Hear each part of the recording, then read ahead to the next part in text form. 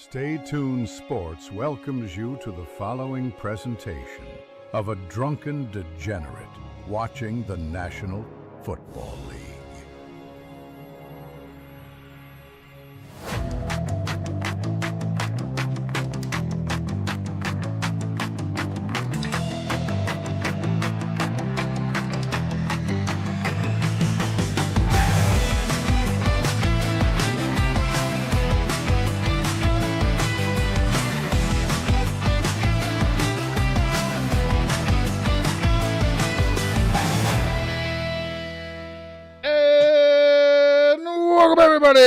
To this very early morning edition of Stay Tuned Sports as we watch along with the NFL as the Minnesota Vikings take on the Pittsburgh Steelers. It's going to be happening, I guess, for the next couple of weeks here. A lot of early games happening because this is the whole visiting thing where they like to visit Europe and say, hey, how you doing? What's going on? Gabagool. They're not Italy yet. I know they're not going to Italy. I know they got London, Germany, Madrid is coming up as well. But here we are, watching the Minnesota Vikings take on the Pittsburgh Steelers in Croke Park in Dublin, Ireland. Not the first time Vikings have visited Ireland. Hopefully this one is less, well, although apparently we already had a mugging, a jumping of Skylar Thompson, the backup quarterback for the Pittsburgh Steelers, who's on injured reserve. He was jumped on Friday. That is still being investigated, apparently. That news just came out this morning from Tom Pelissero and good old Ian Rapoport. So, not without incident, not without some problems there, but we're getting ready to start here as we see Greg Olson talking to us here. At least they didn't have Rich Eisen and Kurt Warner calling the fucking game again. That's pretty good. Hamster. You can't steal top of the morning from you because you stole it from, like, the Irish anyway, which is just, it's kind of like an Irish stereotype. Plus, Jacksepticeye did it. So really, if anything, you're stealing it from Jacksepticeye. I'm not stealing it from you. If anything, I stole it from Jacksepticeye. That's the whole point. Hamster, we just started the stream. Why do you have me so upset when we just started the goddamn stream? Oh, God. Hamster, don't start this morning. Why would he deserve it? Why would Skylar Thompson deserve it? Why? Why would he deserve to be mugged and robbed in Ireland? Why? Give me why.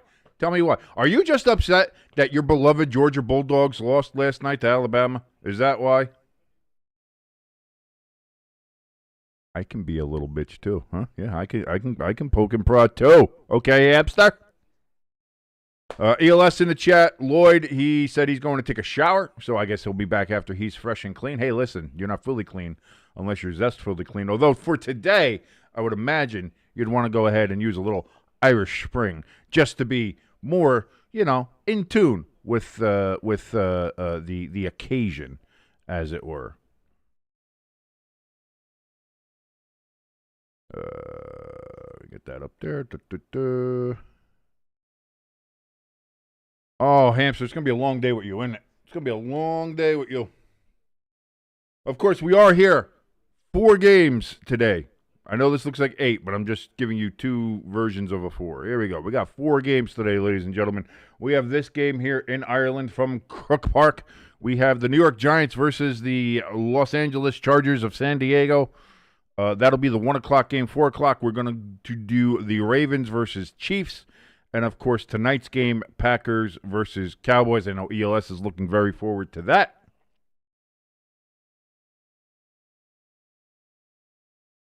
We got Irish people singing the American national anthem. I'm pretty sure they're going to do the Irish national anthem.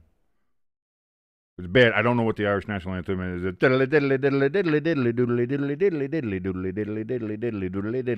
the? I don't know. I don't know. I'm Irish and I don't know. Well, I mean, I'm American Irish,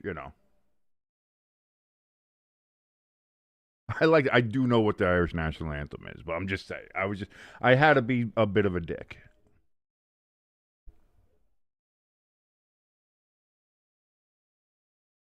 It was a good game last night, though, Hamster. Georgia, Alabama was a good game. Penn State, Oregon was a good game.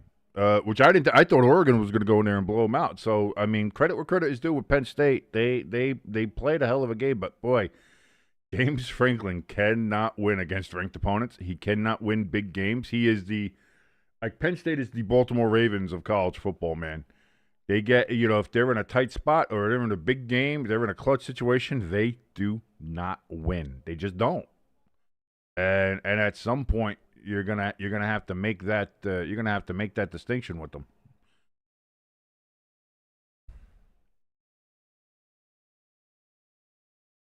Now here comes the Irish national anthem live from Dublin. Oh God, she's gorgeous. Well, I mean, she's Irish, so of course she's gorgeous. That dress does have shoulder pads like a fucking 1996 linebacker, though.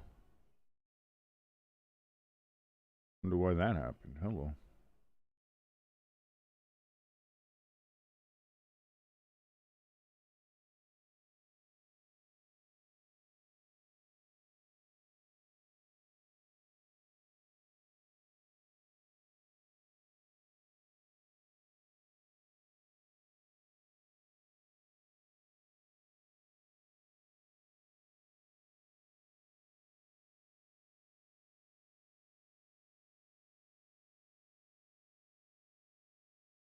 Sorry, for some reason my footage went down. I had to try to get it back up here. I want to make sure I got everything right before we get before we get started here.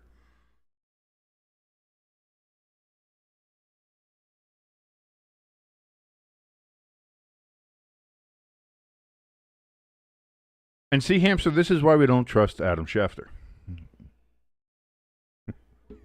What a you can't be a dick this early in the morning, Hamster.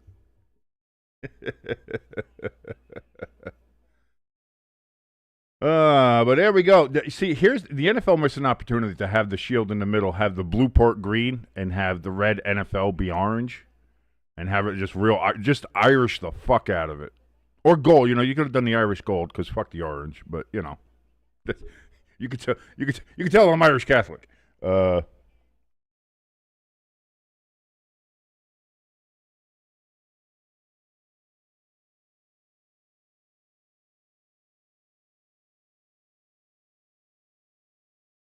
Yeah, Vikings going back-to-back on the international ones, playing this game in Croke Park in Dublin, and then playing next week at good old Tottenham Hotspur Stadium. Go Spurs! Come on, you Spurs! That's my fucking team, baby. So that's going to be. I think this is a test case for the NFL. I think the NFL is testing this out to see, is this something we can do? Is this something possible? And then I think you're going to start if this is feasible, at least from the NFL's state of mind, or you might start seeing European teams. It might start happening.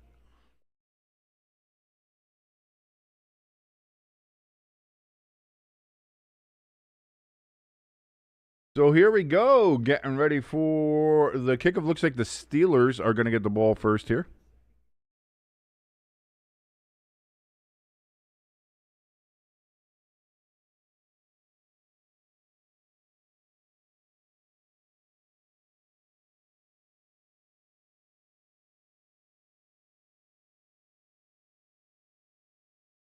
Getting ready to kick off here. See Mason Rudolph over there.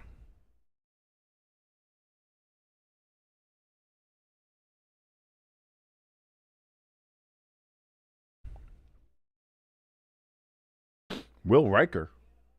Number 1, number 2. That kick is going to go to about the 10-yard line. Steelers receive. Get it to the 25, up to the 30. Down to about the 35-yard line, and that is where the Steelers will start off on this drive. Aaron Rodgers comes strolling onto the field like the old gunslinger of the West, who ate way too much peyote. I agree, Hamster. I thought that would have been cool with the shield. But the NFL doesn't they don't fuck with the shield. They only fucked with the shield one time, and that was for the Super Bowl 50th when they made everything gold. Not for the 100th, just for that. They made it gold for the Super Bowl era, not for that. It's so weird. You figured you would have made it gold for the 100, but whatever. Aaron Rodgers steps back. He's going to get sacked on the first play back at the 25. 10-yard sack. And the Vikings defense already starting off here with a sack. That is not fortuitous. Hey, we got a beady bot bo, a beady bot bo. Thank you, bot. Thank you for giving us some views here. That's very nice of you.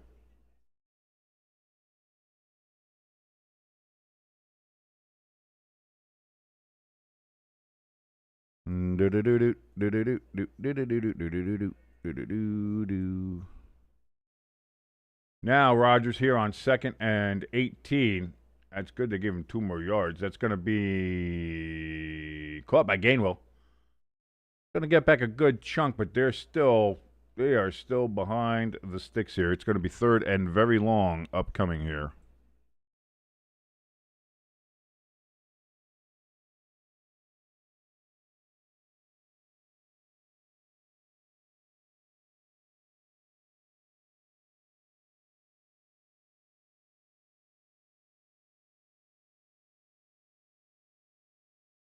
Third and 12.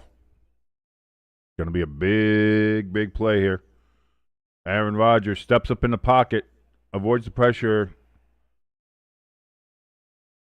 Jonnu Smith gets the reception, but loses 2 yards as Rodgers just had to get rid of it. That Vikings pressure already causing big problems with the Steelers, and the Steelers are going to have to punt after going backwards.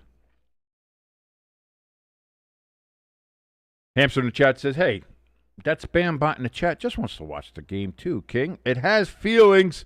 Clankers don't have feelings, Hamster. We know that. This is an anti-clanker channel. So 4th and 13, punt all the way back to the 13-yard line there. Minnesota's going to take it out up to the 25 to the 26, and that is where the Vikings will take over. So here comes Carson, the redhead Wentz. You've got to be feeling at home, Mr. Redheaded McGee. Had a big game last week against the Bengals. They put up 48 fucking points.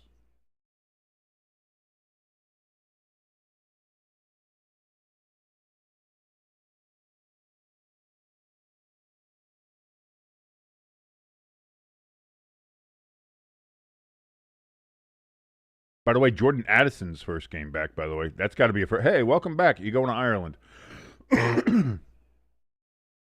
Wentz takes a snap back, looks, throws. That's going to be caught by Justin Jefferson. That's going to be a gain of about 5 yards. 2nd and 5 upcoming here for the Vikings.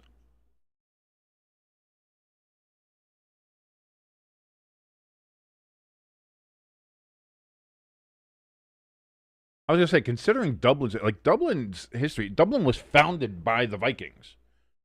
Like, the Viking invaders of Ireland, of Hibernia, they founded Dublin. So you'd figure maybe there'd be a lot of Vikings fans there. And that's going to be a first down run there. Is that Aaron Jones there? I thought I saw him on. No, that's Jordan Mason. Because that's what I thought. I think. Isn't Aaron Jones injured? I think Jones is injured, isn't he?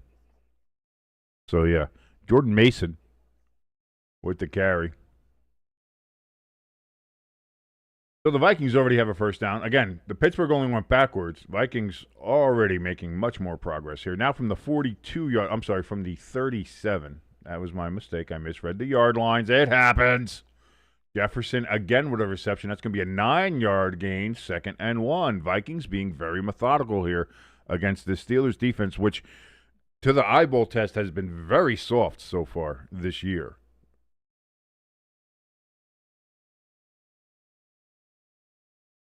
Like, that was supposed to be Pittsburgh's strength.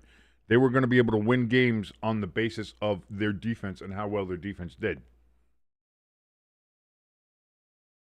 Not quite.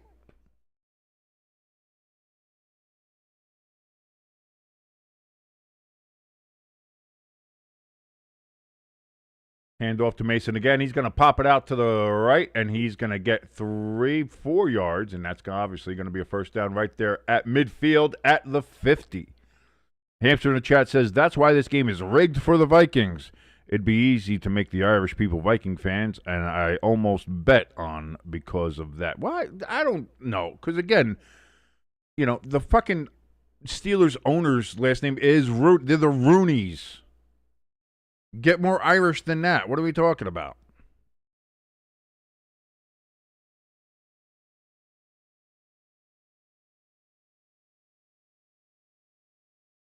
Wentz back, looks here on first down, checks it down to Mason. Mason is going to get about 5-6 yards on that little screen pass, little check down there.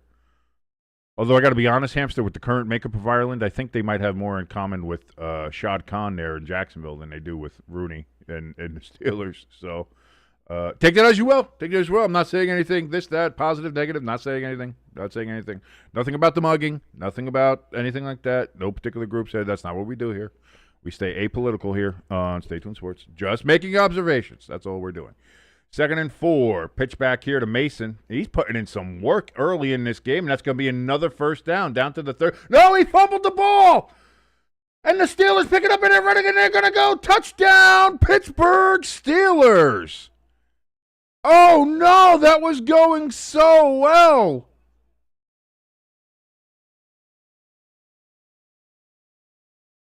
Oh, no.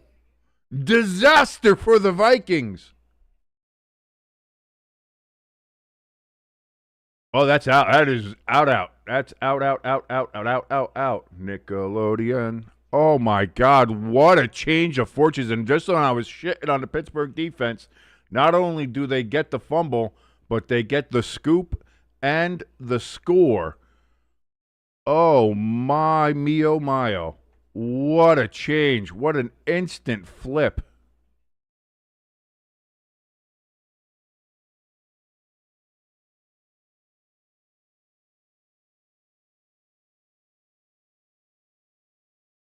Jalen Ramsey with the scoop and score after the fumble recovery. What is it? Is that the fake hamstring? Is that a Madden thing? It seems like a Madden thing because the one Viking guy did it too, and then he did like the glitch kind of thing, which you see it in Madden.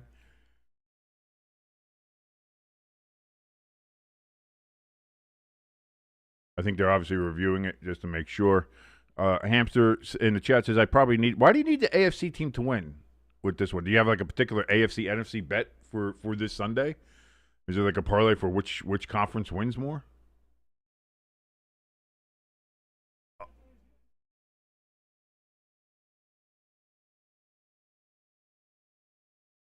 Out of bounds. They're saying what?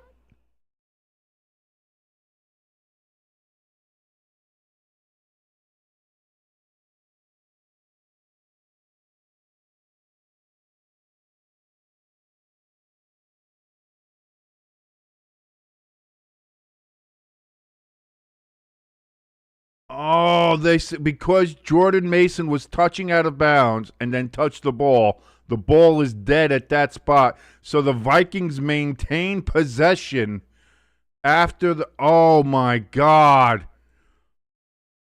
That's a terrible break. We thought the Steelers had it. Oh my God.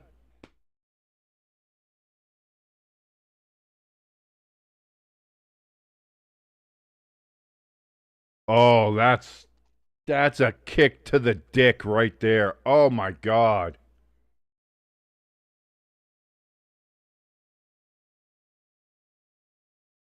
Like I guess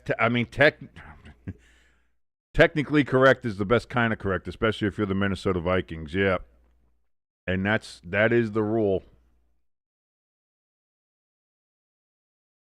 If the player's out of bounds and touches the ball, thus the ball is out of bounds. So honestly, kind of a smart play from Mason, but oh man, wow. What a lucky break for the Minnesota Vikings, and they keep the drive alive, 1st and 10. Wentz, big throw down the middle of Justin Jefferson to the 16-yard line. 1st down, Minnesota. They're not messing around here anymore.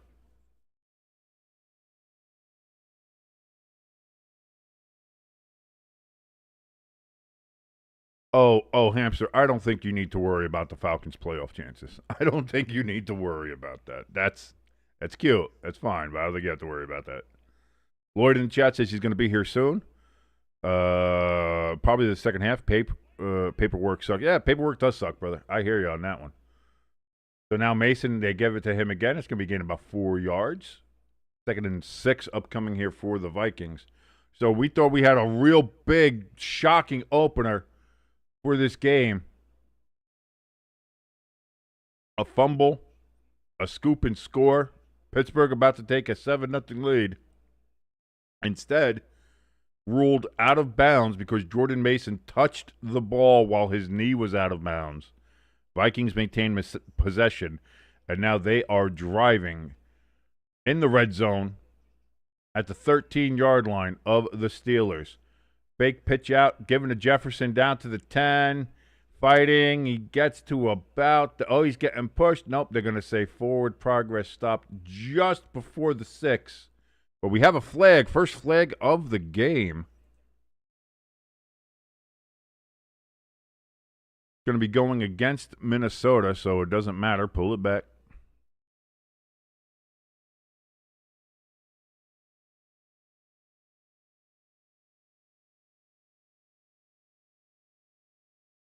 An eligible receiver against the Vikings.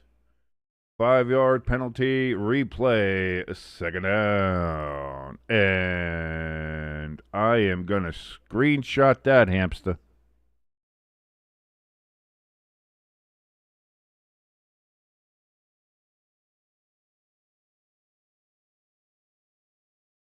You whipped a Vikings team that was there, that had fucking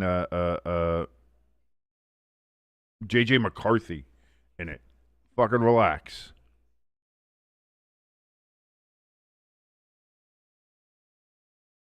Jefferson gets the pass. That's only good for about 2 or 3 yards on that particular pass to J.J. So 3rd down coming up here for Pittsburgh. Right now, Pittsburgh thought they'd be up 7-0. If they can hold the Vikings to a field goal here, that would be a massive win.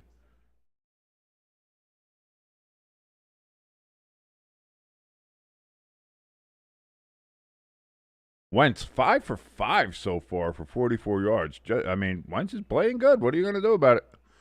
Speaking of which, here he goes. Go for he gets absolutely destroyed. Patrick Queen coming from the linebacker position. Position. Absolutely destroys Carson Wentz. And that is going to be 4th down, and they're going to put out the field goal unit. Here is Minnesota. Oh, my dear sweet Lord.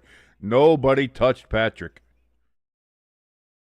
No, this is Patrick. Boom. Oh, dear sweet God. Jefferson's open, but, man, he was getting Wentz had no shot. So, Minnesota trying to put the first points on the board. Lucky. Does that go through? Indeed, it does. I was getting close there, but it does. And so the Vikings lead 3-0 after avoiding near disaster. Oh, no.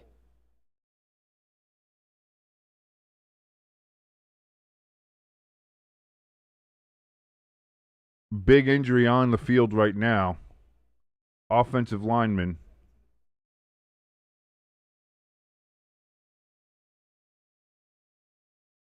Was it Brian O'Neill?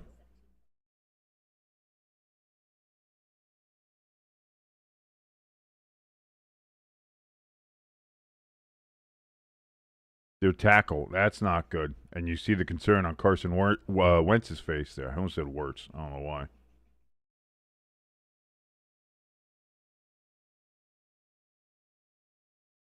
Hamster, not everybody's dumb.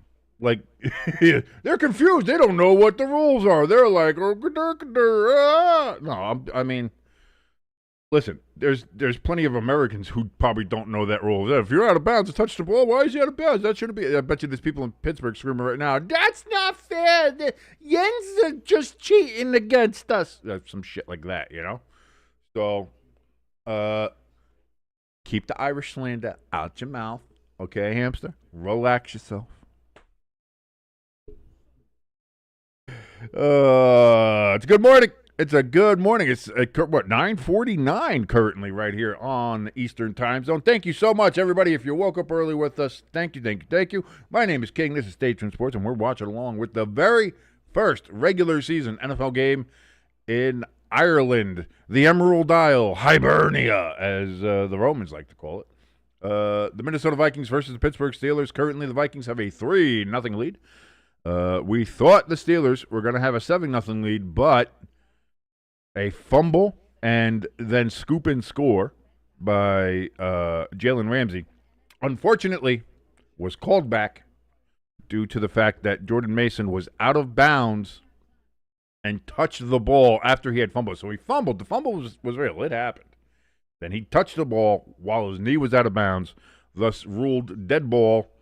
Vikings kept the ball at that spot.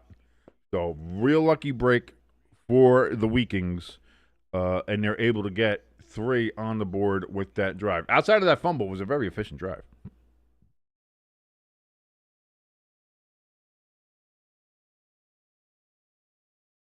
Yeah, I also think a lot of the Europeans cheer for the punts because it's like, hey, they're using their foot for football. Hey. I like that. That's probably a little bit, tongue in cheek.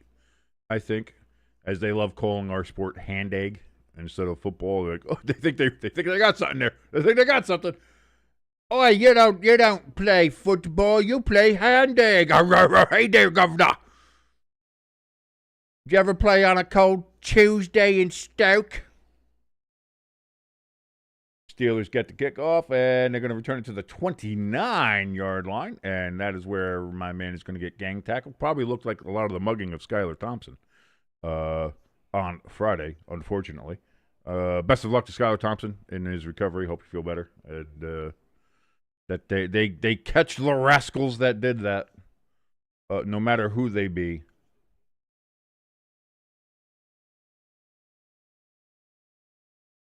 I mean, look at the Vikings again. Very good. Wentz 5 for 5 for 44 yards. Mason's got 4 carries for 20 yards. Also has that fumble, but doesn't matter because it's maintained a Minnesota ball. Justin Jefferson's already got 4 receptions for 38 yards. Like they're putting in work. They are putting in work. So that's what am I saying there? That was Aaron Rodgers. Handed off out of the backfield. That's going to be about 9-yard gain. That was, again, Gainwell with the carry. They got him from the Eagles last year, I think, right? Gainwell was on the Eagles last year, wasn't it? I think so. This is where I would be helpful to have Jimbo. And Hampshire, I think the NFL players don't like international games because they have to fly for fucking 7 hours to go somewhere. Like, it sucks. Rodgers out of the backfield, gives it to Austin, and that's going to be a first down. So the Steelers get their first down of the game with 5:30 remaining in the first quarter. Clock is running, and if you're syncing along with us, thank you so much for joining us here on Stay Tuned Sports.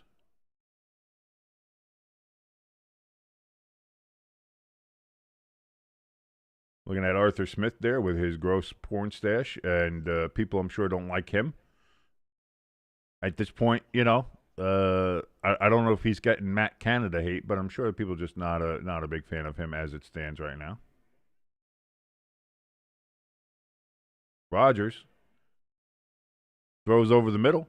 That's going to be a first down, and now the Steelers are into Vikings territory, clearly for the first time all game. DK Metcalf, who just looks like a fucking tank. Like, Jesus Christ, that's a big dude.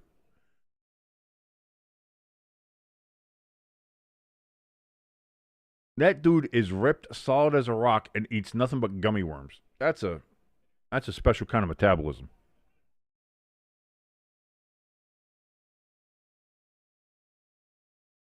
Man in motion, pitch back.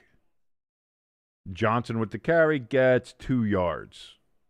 2nd and 8 coming up here for Aaron Rodgers and the Steelers.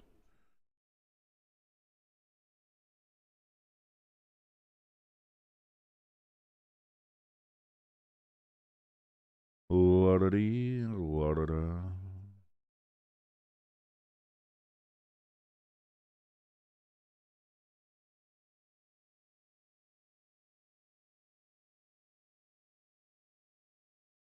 Looking at Twitter, seeing what their reaction is going on right now. Rodgers does get the snap off here. 2nd and 8. Throws it to Jonnu Smith, actually getting some work in there. Part of that Minkah Fitzpatrick, Jalen Ramsey trade.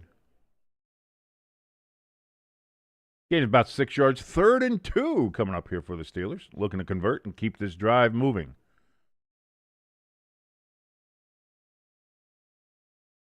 Hamster, don't. I don't even have to look at it. I already know what it is. I don't even have to look at the Discord. I don't even have to look at it. I already know what it is. I know you. There's the problem when you know somebody. Play clock at 4. Rodgers takes the snap. Back, looks, throw, fade. Caught! DK Metcalf comes down with it. And it's another Steelers first down.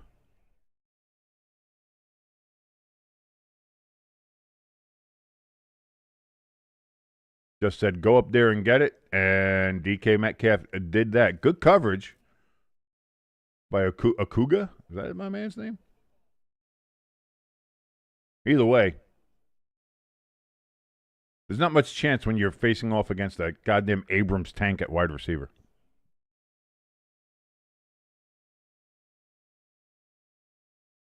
Rodgers, quick over the middle to DK again, and they're trying to take him down, and they can't, and he gets a first down. They're trying to push him back across the first down line, but he got there already. Now we got a little extracurricular.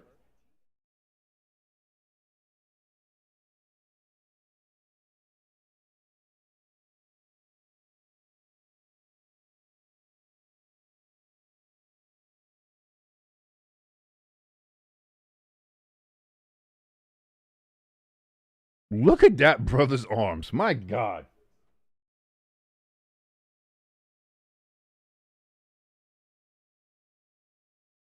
I've eaten many a gummy worms in my day, but I never had arms like that. 1st and goal coming up here for the Steelers.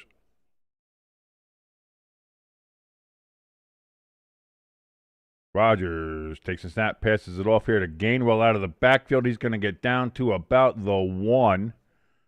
Does the official with the big birthing hips mark it?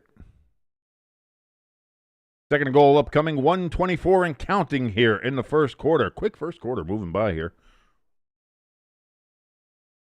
I do remember the Alabama Leopard. That's why I already knew what it was. I knew what it was, Hamster. I knew it was either going to be the Alabama Leprechaun. I knew it was either going to be the Lucky Charms guy, and on a distant third, but I thought you would have done it, was either Conor McGregor or something like that. Handoff to Gainwell. He's in there. Touchdown, Pittsburgh Steelers. And now that counts as a touchdown. The officials can't take that one back. And the Steelers have a 6-3 lead. Depending on the extra point, could be a 7-3 lead.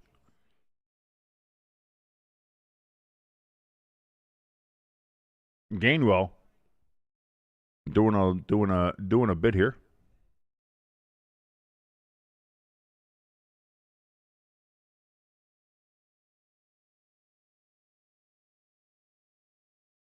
Kick up, good, and that's going to make it 7-3.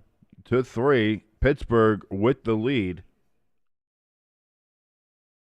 That was DK Metcalf's drive. 3 receptions, 42 yards. Aaron Rodgers is now 8 for 8 for 65 yards, as we see there on the screen. Wentz is 5 for 5 for 44. Let's see, can I make these numbers bigger for everybody? Because I just want to. That might be too big. I'll go backward. There you go. That's a little better. That's at least a little better. Want to get the big numbers. Want people to see the stats, the real stats, you know?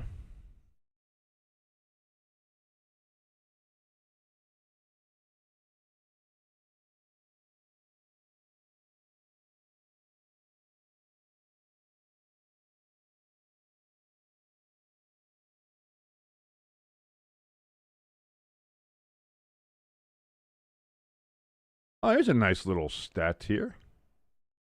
If I could pull it up there. Through 3 weeks. Oh, why is that over there like that? No. Through 3 weeks and Thursday night, 16 games so far this season have been decided by a game-winning score in the final 3 minutes of regulation or in overtime. That's the most ever at this point in any NFL season. That comes from communist Mike Florio on Pro Football Talk. So that's a neat little stat. And that's what I mean. There's been some close games. There's been a couple of blowouts, but there's been some real close games. And again, some of the, like last week was wacky, obviously, with a bunch of them. Eagles, Rams, obviously Browns, Packers, all those ones. Real wacky shit there. Wait, was ELS in here? Yeah, I thought I saw ELS, yeah. He came in here, said one thing, and then left. Like, he's been gone. The only person in here hanging out is Hamster. Obviously, Lloyd said he's doing paperwork. I know that. Lloyd is still kind of maybe lurking and listening. We love you, Lloyd. Thank you so much for watching us here on Stay Tuned Sports. By the way, if you're just watching along, just being like, hey, what's going on? Join us in the chat. Chat is open. Come in, say hi, say hello, say how you doing. Join the chat. Tell me I suck. Tell me this game is wacky, weird. You're going for the Steelers. You're going for the Vikings. You don't care. You're looking forward to your game today. How does Jackson Dart do in his premiere with the Giants against the Chargers? Can the Chiefs have any kind of chance to beat a very upset and angry Ravens team who blew another late game and are themselves 1-2 going into this game in Week 4? Will the Packers absolutely decimate the Dallas Cowboys, or will the Cowboys surprise everybody like they did against the Eagles and actually put up a fight and have a game against the Green Bay Packers? Lots of stuff to talk about. We can always do that stuff, and the chat is open for you to go ahead and do so. If you're also here just watching along, just sitting around and being like, hey, what's this fat asshole doing? Give us a like, give us a share, give us a subscribe if you haven't subscribed to us yet. That would certainly help us out, and we'd love you if you did that. Thank you so very much.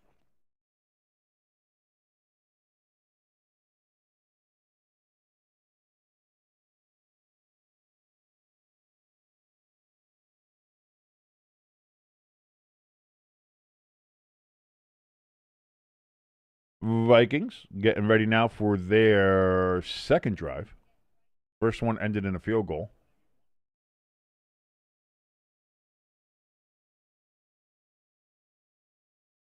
First and 10 from the 30-yard line. Wentz pitches it back to Mason. Mason is going to, almost got the edge, but Jalen Ramsey's able to trip him up. He's only able to get about a yard or two. And I think that might be the last play of the first quarter, unless the Vikings want to hurry up and get another play in. The play clock is less than the game clock. I'm not disappointed that I'm only stuck with you, Hamster. See, we got bots in here. We got the bots to keep us company. Another Clanker joining us in here. Hi, Clanker. How you doing? Thanks for the views. That helps us out a bunch. Wentz back, looks, throws, caught. Jordan Addison with his first reception since coming back. And now that's going to end the first quarter with a first down for the Minnesota Vikings and a pretty healthy gain there.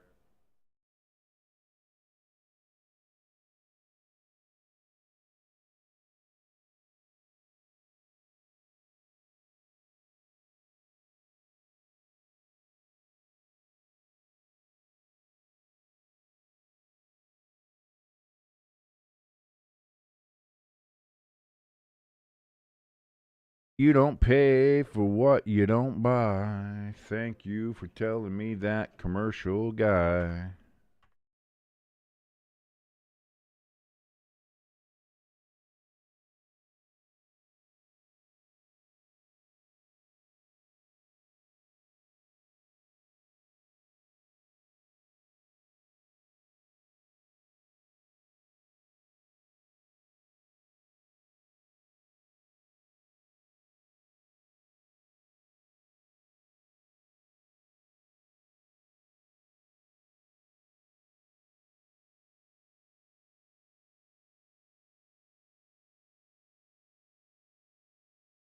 Dublin is fully Steelered out, by the way. Yeah, that entire crowd has got terrible towels. Steelers do the Steelers travel, but I also think they do have a sizable fan base there in Ireland.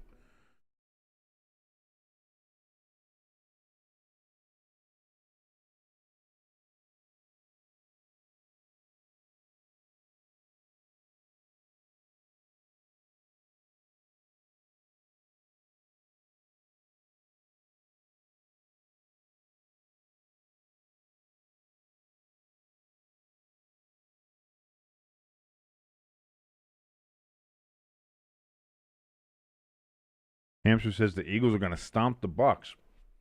Again, if it stays like the wacky week 3 stuff and something like that happens, sure, but I doubt it. That's why I went ahead and picked the Buccaneers. Did you pick the Eagles in your ESPN picks? Did I picked my ESPN picks, right? I could have sworn I did. Boy, if I didn't do that, I'm fucked because that means I've already missed 2 games. I could have sworn I picked them.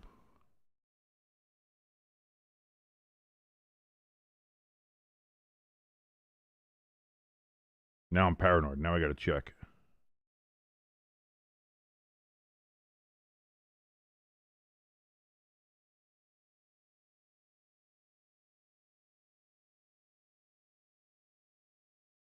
No, I didn't make my pick. Oh my god, I've been missing the picks. Oh shit, I'm screwed.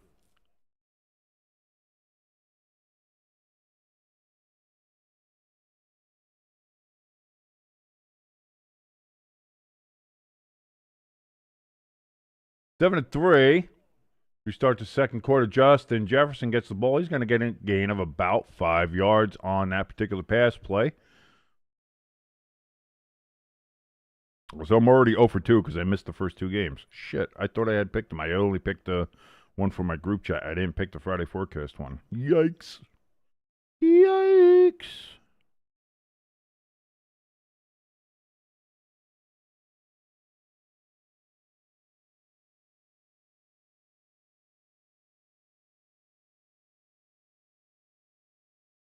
Second and 5. Boy, that's going to be a 2-yard loss there for the Vikings. Goes from 3rd and 5 to 3rd and 7.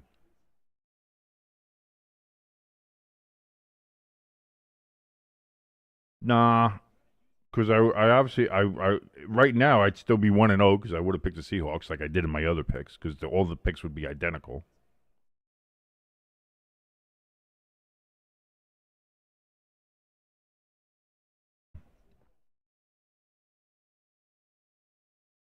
So 3rd and 7 now. And we've got a flag that's going to be a false start on Minnesota. As the Irish sun starts beaming into Croke Park.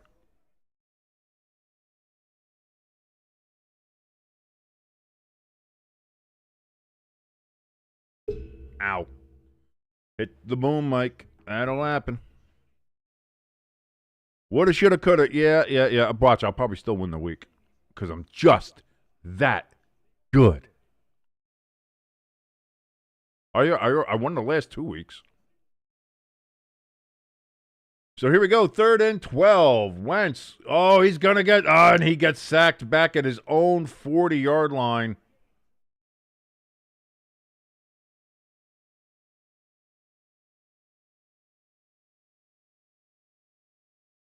He was trying to find Nick Herbig.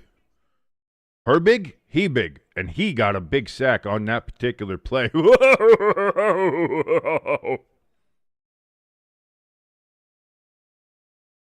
I clever?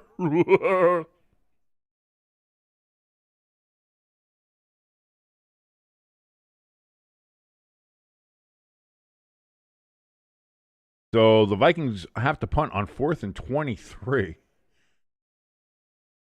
And that kick is going to bounce down to the 20-yard line of the Steelers, and that is where they will take over on their 3rd drive.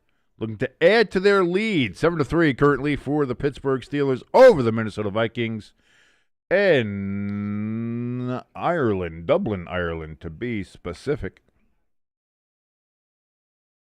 And I visited Dublin last year. Unfortunately, I didn't get to see a lot of it because I was sick for most of the time that I was there. With my wife, we had gone to Scotland. We went to Edinburgh and Stirling, and then we did, I think, 6 days there, and then we'd do 5 days in Ireland. And for the 5 days in Ireland, we did try to do a little something on our last day there, just because like we were there, but we were sick as dogs that entire time we were in Ireland. We got an Airbnb and never left it because we were just I was so sick. My fever, I had such a high fever, I was hallucinating. It was bad. So I didn't get to see a lot of it. The little bit that I did see of Dublin from the taxi, we took a Uber. We took an Uber from where we had the Airbnb, which is way on the outskirts, and then took an Uber all the way into Dublin. Uh, Dublin looks like Wilkes-Barre in Pennsylvania. Like it's not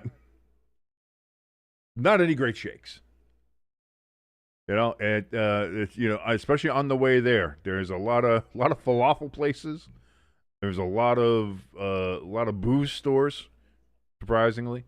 A lot of real rundown kind of looking areas. And then when you actually get into the city, like the city center, it's like, yeah, there's some nice buildings and there's some nice places and things like that. But like Dublin is not like it's not like, oh, it's such a truly magical city. Oh my God, it's like all right. I mean, I've seen this city. Being in Edinburgh was like I went to Edinburgh and it truly was like such a unique area, magical experience with all the different closes they had, and like the little tiny alleyways that you go up or down, and the Royal Mile and the castle, the Edinburgh Castle you could walk up to, and just Edinburgh was such an experience. It was so great. Now again, if I maybe had spent more time in Ireland. Maybe got to visit some of the other parts of it. Got to see like the countryside, maybe some like the Hill of Tar and things like that. That would have been cool. But like for the half a day, oh my God, DK Metcalf, and he's going 50, 40. He's down to the 30, to the 20. He's got a block to the 10, to the 5. Touchdown, DK Metcalf, and just like that, the Steelers are going to be up 2 touchdowns. Holy shit.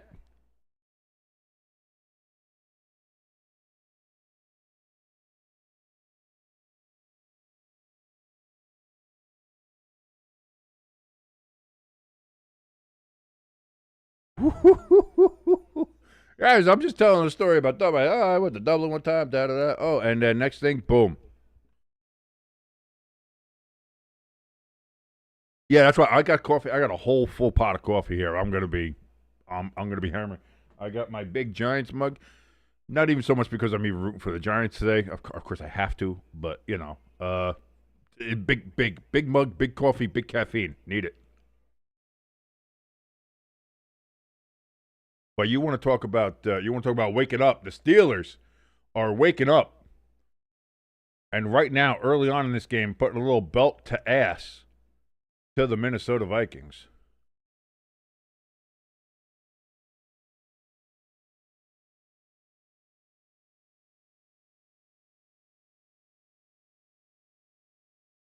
Boop. I guess I was too busy talking. I might have missed the extra point. So, sorry. But yeah, no, back to this. Big touchdown, everything like that. By the way, Dublin kind of sucks, if we're going to be honest with you. And again, I think if I had maybe, if we weren't so sick, if we weren't so under the weather, like maybe I'd have a different view of what Dublin was, because I got to spend the whole 6 days in Edinburgh, and then when we were at the Airbnb in, Edinburgh, when I was in Edinburgh, and then we also spent, because our Airbnb was in Stirling, which, by the way, also public transportation in Scotland, beautiful, lovely stuff. It's fantastic. We went to Stirling Castle. We saw some of the great stuff there. Like that's probably where we got sick. Either there or the Taylor Swift concert that we were ostensibly there for. But my experience was everything else. Pepperjack, Taylor Swift concert was her main goal, her main focus. For me, it was all the historical stuff, all the historical buildings, looking around Edinburgh City, walking up to the castle, doing all that kind of stuff. That was great. Hamster in the chat says, "How is this already the last Sunday of?" It goes fast. We said this. We said this in the lead up when we were still 12 weeks out, and we started doing the countdown, and we started doing Friday forecast, and we started doing all that stuff. We said that this was going to be something that goes by. It always does. It always does. NFL season always goes. You blink, like we're looking at it now. We done blunk, and it went from, hey, the preseason's starting, to now it's week 4 of the regular season. You're gonna blink again. It's gonna be the middle of November. It's gonna be you're gonna see the Thanksgiving games on. Like, you know what I mean? Like, this is where we're at. So savor everything. That's why I'm doing these morning games. This is why I'm doing all this stuff, because I want every opportunity to be on here. I want every single morsel, every little tasty bit of NFL action, and share it with you guys so that you guys can also enjoy every little tiny crumb, every speck, every little juicy tidbit of the National Football League.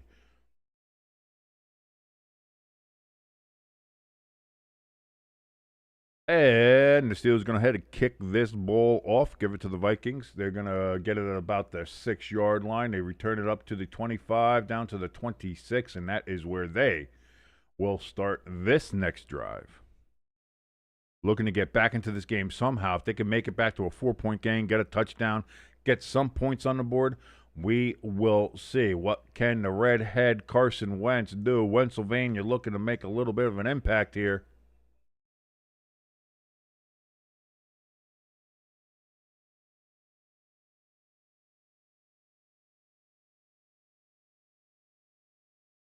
First and 10. Steelers showing blitz, then backing off. Mason, no gain on the play.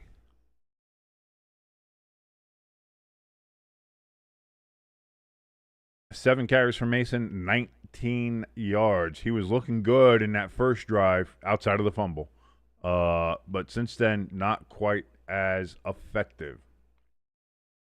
Rodgers and Metcalf having a day. Rodgers, 9 for 9, 1 touchdown, obviously a $145. Metcalf, 4 receptions for a $122, and of course that long touchdown we just saw.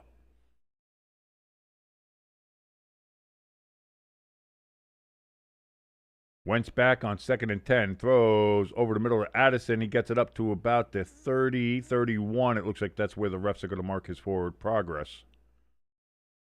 So that's going to be a 5-yard gain, 3rd and 5 upcoming.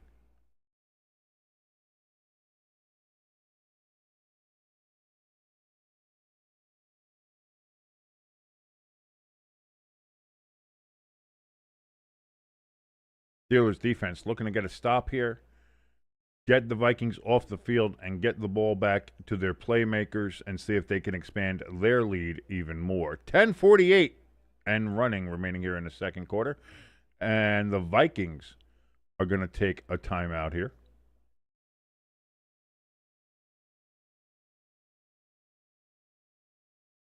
The Vikings or Pittsburgh? Who took the timeout? Who took the timeout?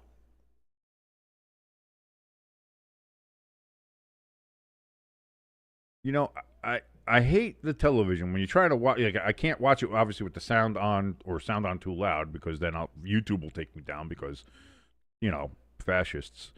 You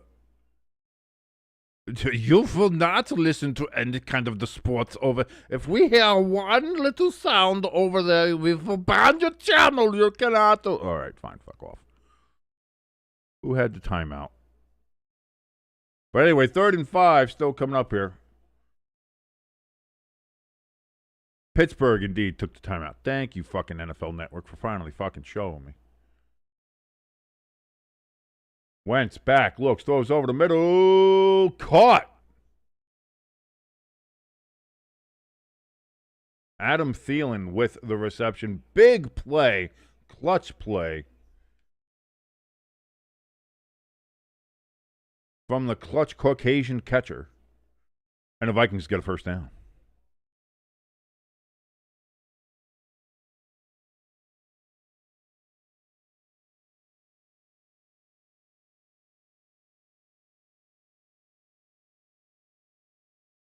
Wentz goes under center.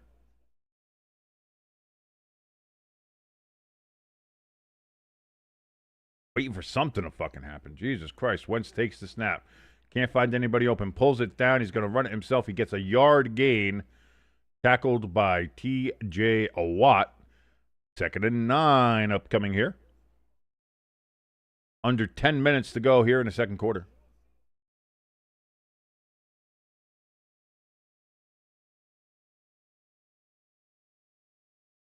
JJ was open, but again, Wentz was getting pressured.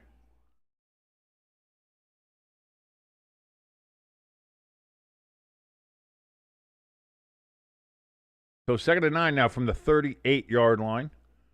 Wentz back, quick throw, gets it to JJ, and he's going to get about 2 yards shy of the first down.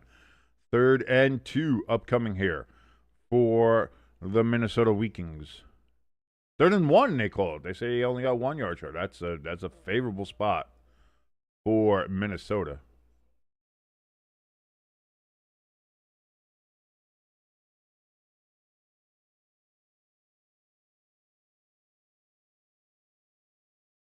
That's a nice looking stadium.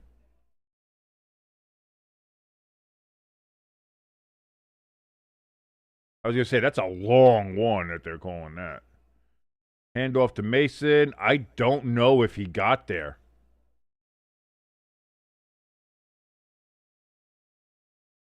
Whoa, yeah, Jugs McGee running in from there. I'm sorry, I know, yeah, sexist, but damn, that ref has got she's got some hips to her, man. She got some curves. NFL going to do virtual measurement here.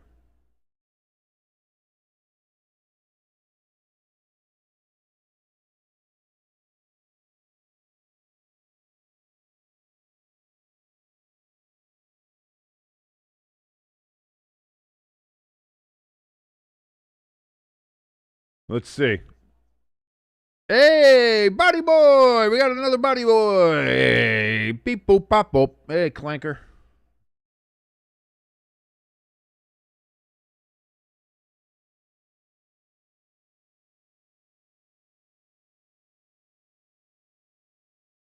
They're saying 9 inches short. So 4th and inches coming up here for the Vikings. And they're going to go for it.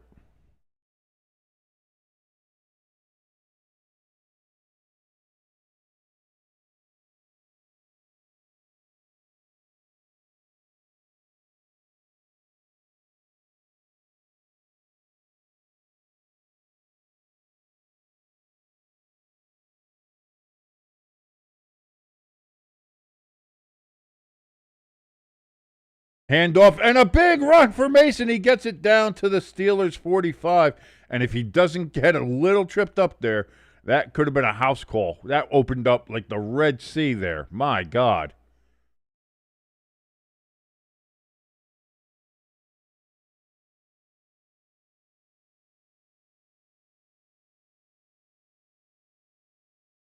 So 1st down and 10 now for Minnesota inside Pittsburgh territory. Looking to get this game a little bit closer here before halftime. 7:26 remaining in the second quarter.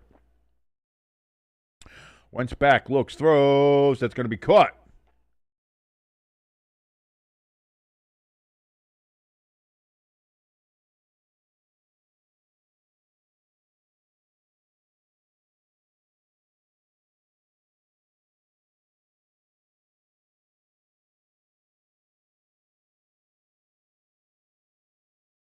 Xavier Scott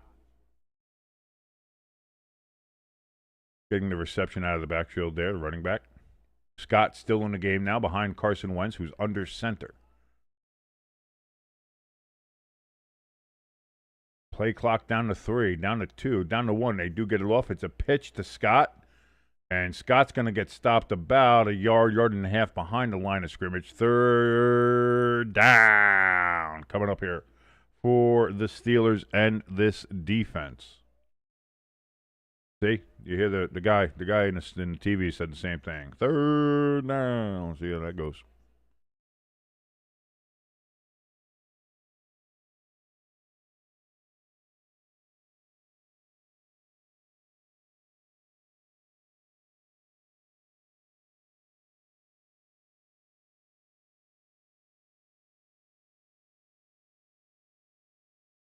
Third and 8. Play clock at 1. He just gets it off. Wentz throws over. Intercepted! Deshaun Elliott with the pick of Wentz. And just like that, the promising Vikings drive ends. And nobody was out of bounds on that one. Nobody can touch the ball and reverse that call. That is Pittsburgh ball.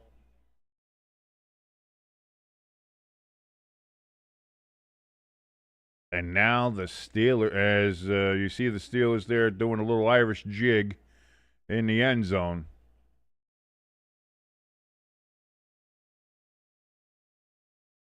This may have a chance, as Hamster says, this could be, indeed, a butt whooping. Thank you so much for joining us here on this Sunday morning. Sunday morning football, man. It's fun. It's enjoyable, especially on the East Coast. Hey, listen, if you're on the West Coast, and what is it now, 7:25 over there? Good morning. How are you all doing? It's great to see you. No matter where you are in the world, if you are joining us, thank you so much for doing so. My name is King. This is Stay Tuned Sports.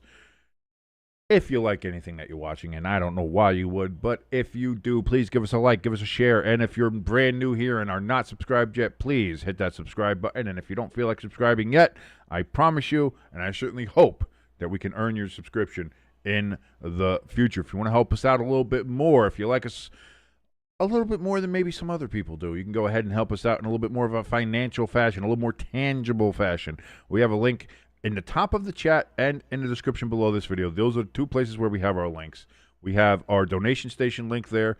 You can donate any amount you like. Right now, though, if you want to get your name in the ticker, you can go ahead and donate more than 100. Right now, Pecan is the leader in the clubhouse with $100 donated to us. You can go ahead and, if you want to have your name in the ticker, donate more than 100. But we will take any donations whatsoever. You got $5, fine. You got 5 cents, doesn't matter. We will take anything, and we will appreciate everything that you give, because that means that you're supporting us and that you believe in this channel and you believe in both myself and in Jimbo. Thank you so very much for all of your help.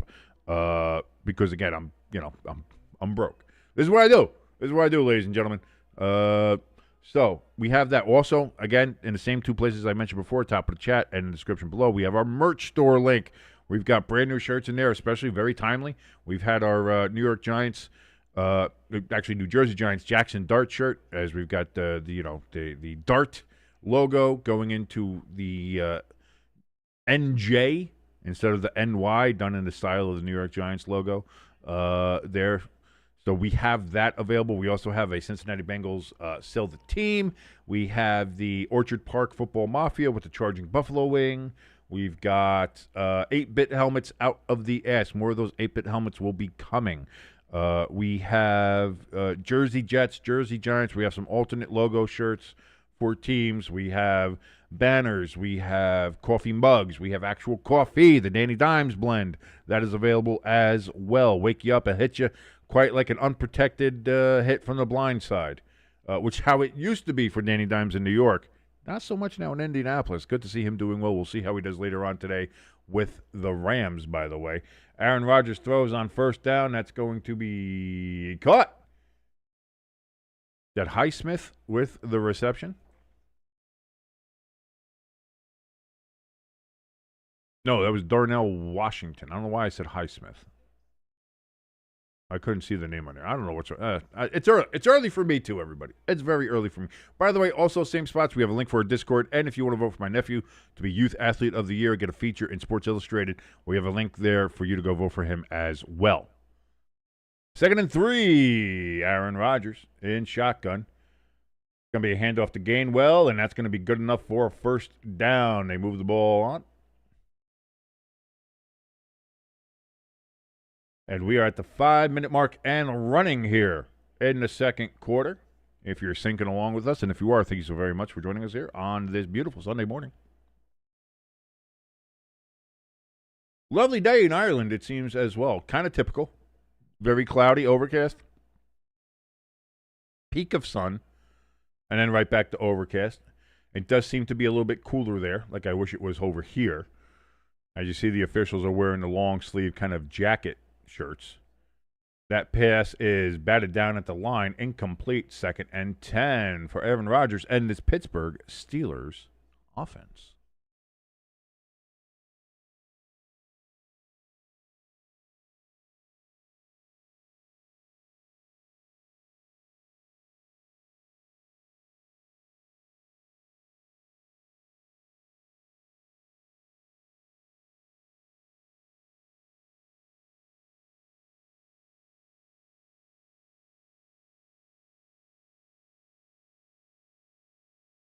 That's going to be Gainwell out of the backfield again, and he's going to get just shy of the first down. 3rd and inches coming up here for the Steelers.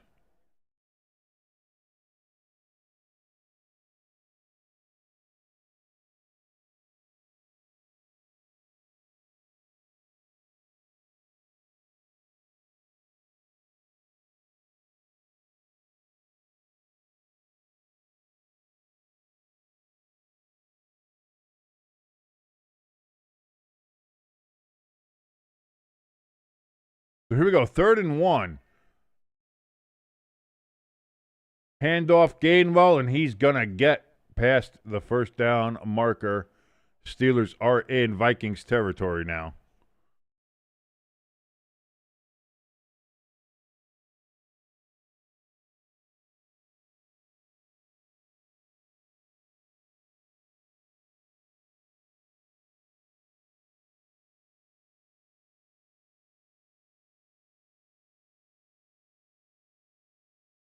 Ooh! And that's a flag. Yeah, that's going to be... That'll be an extra 15 on the end of that.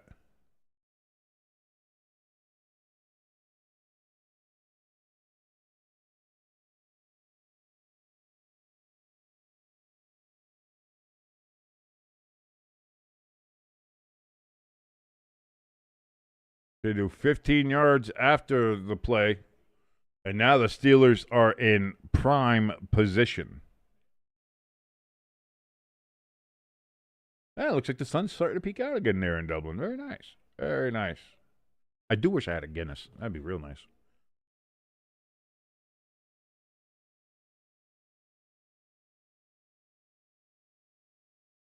.341 remaining here in the second quarter.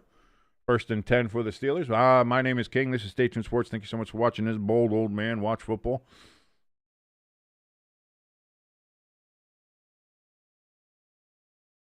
Now the ball's at the 32-yard line of the Vikings. Rodgers under center. Pitches back to Gainwell again, and this one's going to be just about a yard gain.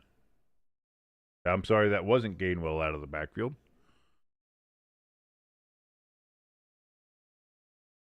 That was who? Caleb Johnson. Caleb Johnson with the carry there. Only good for 1 yard.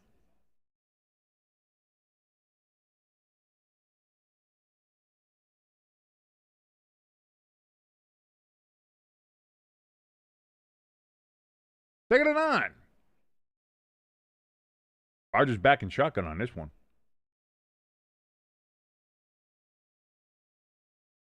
Washington in motion. Play clock got to 0, but they do get it off. Oh. Threw it to Johnson, the back, out of the backfield, but in and out of the hands. Incomplete. 3rd and 9 now. 3rd and 9. You can update that graphic anytime you want. And there you go. You didn't even have to put 3rd and 9. Just put 3rd and 9. Change it to 3rd and 9. Jesus Christ. I don't know who's working the graphics there for NFL Network, but you fucking suck. There you go. I said it. I'm not great with my own graphics, but you fucking suck, dude. Play clock at 3, at 2, play clock at 1, play clock at 0, and they just get it off again. Rodgers getting pressured, steps up into the pocket. As him, he's going to pull it down and run himself, and Rodgers is going to run for the first down. Drop the ball, but it goes right into an offensive lineman's hand.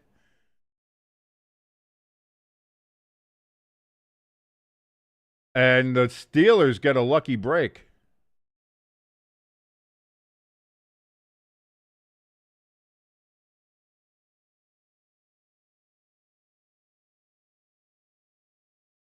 So that was a surprising fact that Rodgers was able to run for a first down because there was just nobody there.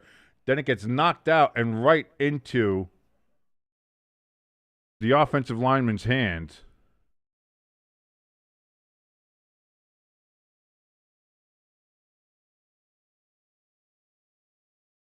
So first down Steelers after that particular play.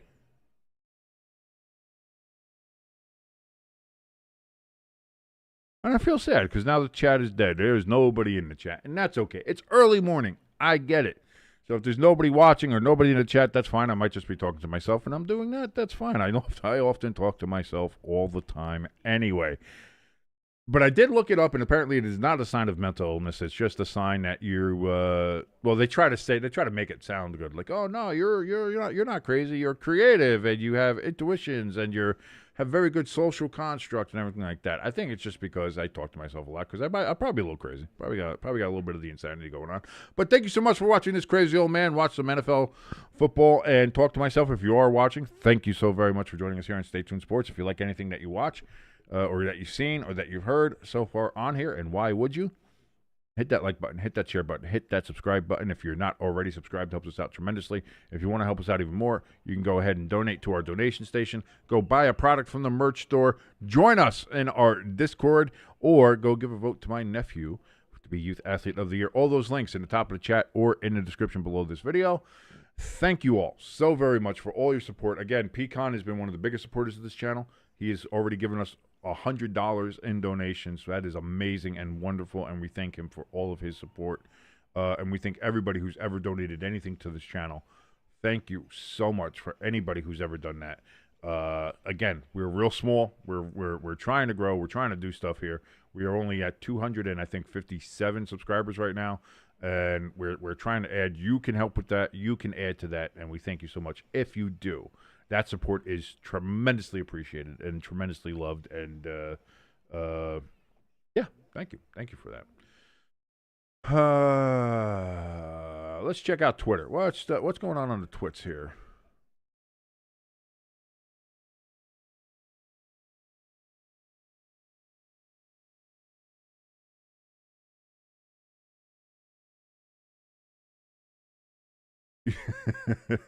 Yeah. Pat McAfee on Twitter talk about Aaron Rodgers smoking from that fountain of youth. Smoking from this mountain. Lloyd in the chat saying, "Man, you gotta love these clankers." Hey, listen, a view is a view. I guess at this point, everybody else is using fucking actually purchased bot views. I got to do it the old-fashioned way. I got to have the guys from India come in here and put their streaming links in here. So. That's how you do it. That's how you do it the old way. You get the old India bots in here.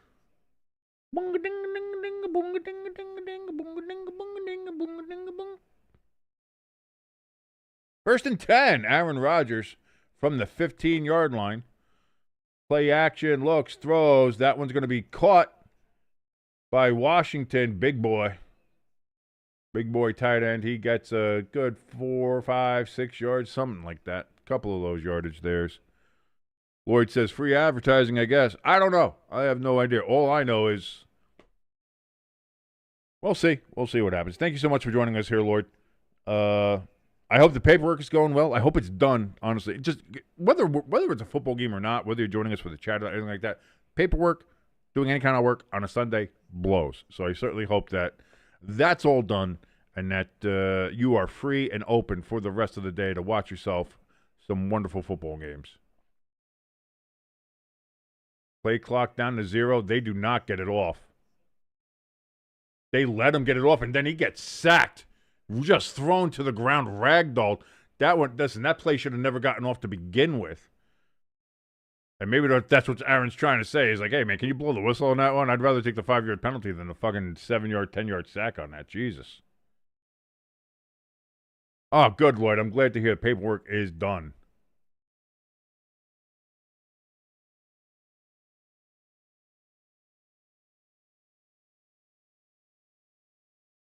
So now, what do we got here? 3rd and 10, 3rd and 12. We got a bit of a way to go here.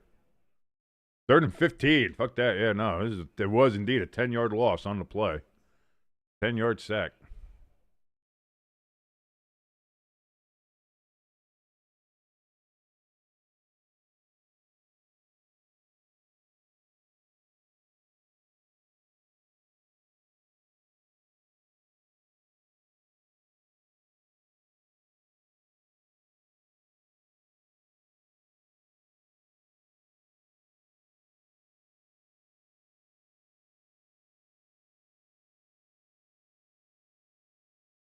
So here we go now. 3rd and 15 from the 20-yard line. Got to get to the 5 for a first down or the end zone for a touchdown. Rodgers backs, throws over the middle. Gainwell, he's going to get it down to the 12-yard line, but it will be 4th down. The Steelers will go ahead and kick a field goal with 1:41 remaining here. And Minnesota takes a timeout. And they had taken one before I had missed. Thank you for the update on that, NFL Network graphics people. You were great.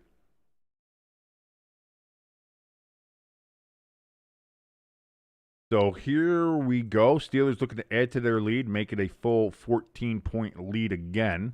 Or, I mean, for the first time, it would be a 14-point lead. And I apologize.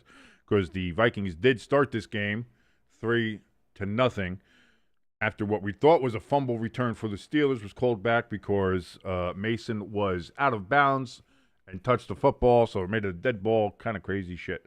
But here we go. Chris Boswell going for his first kick in Ireland. Let's see how this goes for him.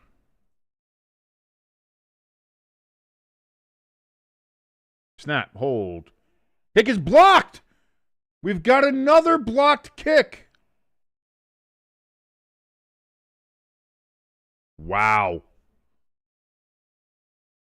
So the nightmare for kickers continues.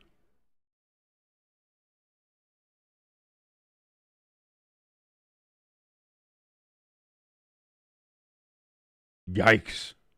Yikes. It just gets worse for the kickers out there.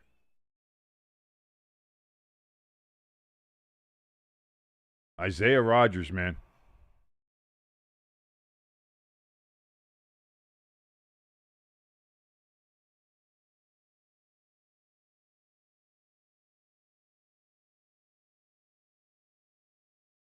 Checking Twitter here, seeing what other people are saying about this particular game.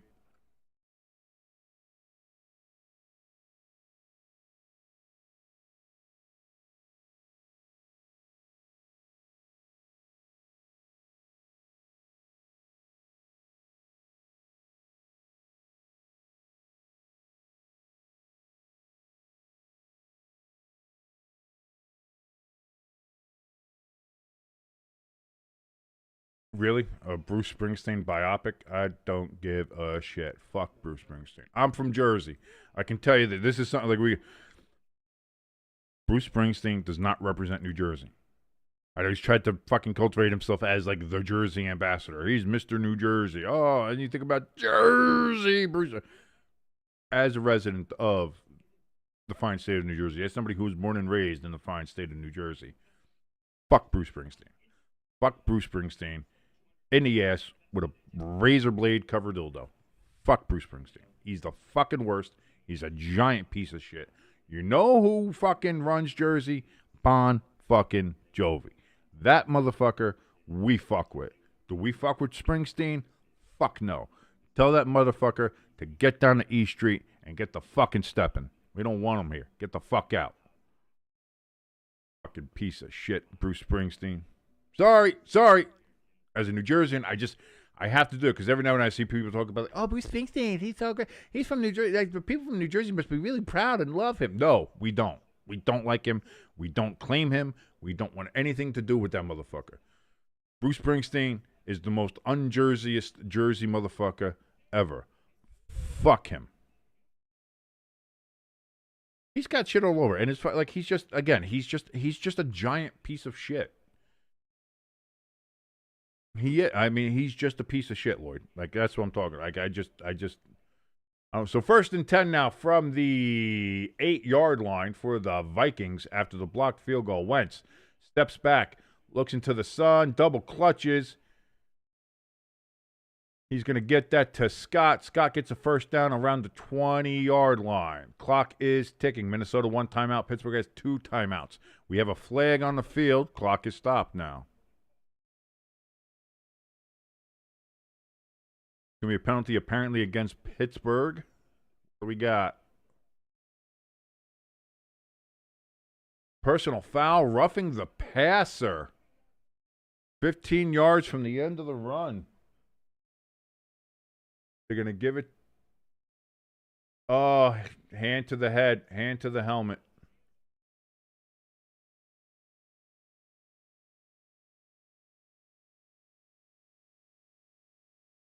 That'll do it. Harmon gets the penalty for putting some Harmon on Wentz. Ah! Da-da-da-da-da-da.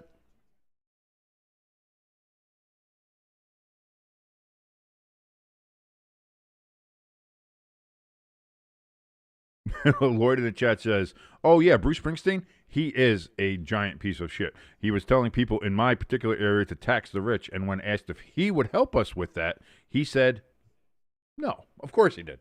Of course he did. He's Bruce, baby. Rules for thee, not for me. That's old Brucey, boy. That's what I said. We don't fuck with Bruce Springsteen in New Jersey. We know fake. We know phony. He's a fake and a phony. Wentz, deep pass. Oh, right through the hands of Scott. Incomplete. 2nd and 10 upcoming. 1:28 remaining here in the second quarter. So irony.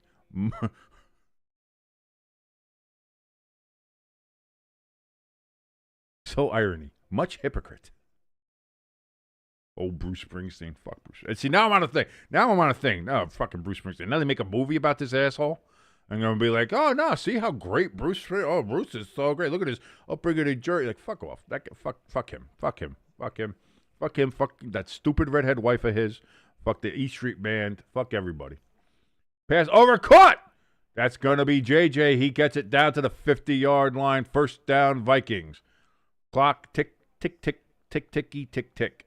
Minnesota has one timeout, as I mentioned before. We are now at 1:10. Wentz at midfield, takes the snap back, looks. Still can't find anybody. He's looking, and he throws, and that's going to be caught down to the 42-yard line. Scott with the reception. Scott putting in some work here late in the first half.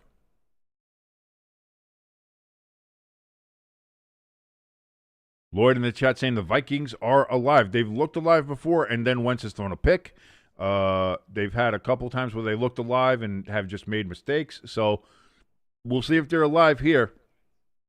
If they can get a touchdown here and make it just a touchdown score before they get into the halftime, because they get the second half kickoff, they will be in business. But we'll see how any kind of score I think would be good. Wentz escapes the pressure. Throws wide open. JJ, and he slips on the Irish turf. And he gets down there to the 20. Where is he? They've got 43, 42, 41, 40 seconds. I didn't see exactly where he went down. Is he inside the 20? Yes, he is. Down at the 13-yard line. He slipped on the Irish grass, the old emerald turf. Got him. 30 seconds. Wentz takes the snap. Back, holds on to it. He pitches it out to Scott. Scott, stiff arms, but he's going to be stopped for a 2-yard loss.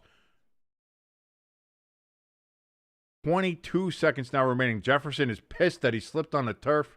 You had to probably get longer cleats for Ireland. 2nd and 12. Minnesota's going to use their last timeout.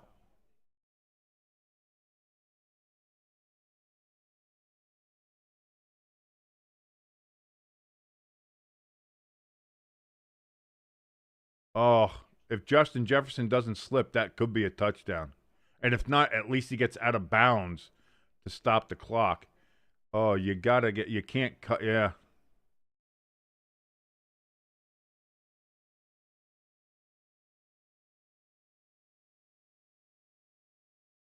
He should have scored, or he could have gotten out of bounds. He's upset at either one and just slipped it on a turf. And I'm looking at his studs. He does not have the biggest studs on there, and I know a lot of them don't like it because they don't get to fucking move. But man, you got to have something to dig into that fucking grass. That's a different kind of grass there, man.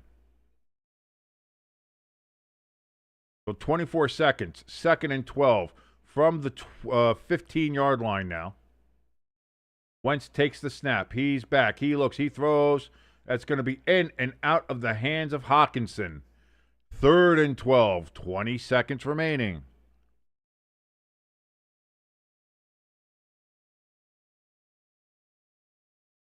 Can the Vikings get more than just 3 on this drive to end the first half and go into the second half with a chance to add, to maybe possibly tie, or at least get it closer with the Pittsburgh Steelers? We're going to find out here. 3rd and 12. Play clock at 7, at 6. Wentz walks up to the line, calling out protection. Time is running out. At 2, at 1. The snap. He does get it off. He rolls out, chucks it up towards the end zone, fade to the back. That's caught by the Steelers, but I don't think he was in bounds, and he was not. 4th and 12.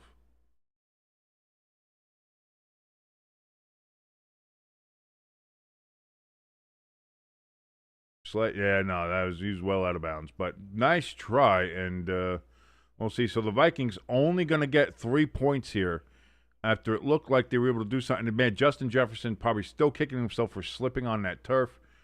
Had to get deeper studs, I think, and just did not get there. So the Vikings now looking to add 3 points here. We'll see how it goes with the. Oh, that's going to be way offsides for the Steelers. Jalen Ramsey, that's going to be 5 yards.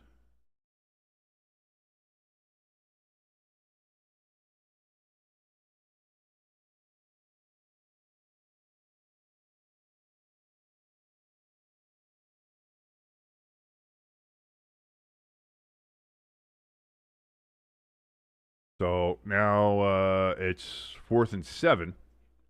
16 seconds still remaining. They're going to try again. Ramsey's trying to time it based on the hand. But oh, I still got the flag thing up there. Let's get rid of that. Snap, hold, kick is up, and that is good. So we have an 11-point game. Oh, I still had the Steelers having possession? Jesus Christ. I'm yelling at the NFL Network for having bad fucking graphics. Here I am with my fucking terrible graphics. Who am I? Who am I to make fun of NFL Network when I can't even get my own graphics right?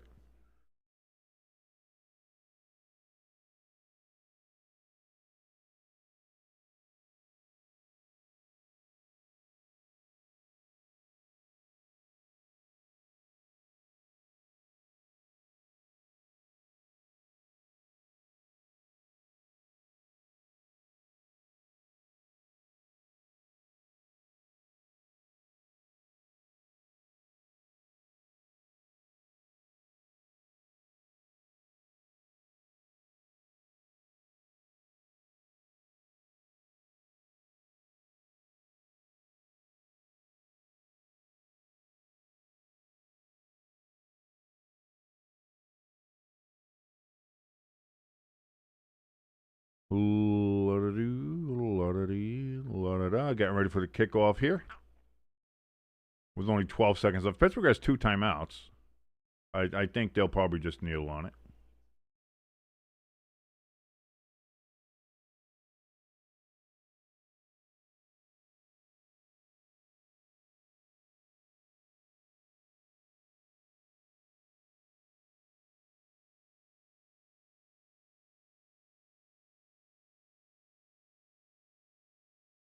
And the Steelers do get it. And where do they get this going to?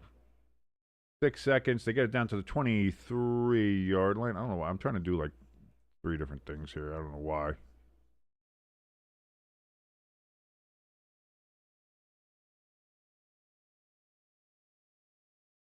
Oh, yeah, I forgot Rooney was the ambassador on Ireland, yeah.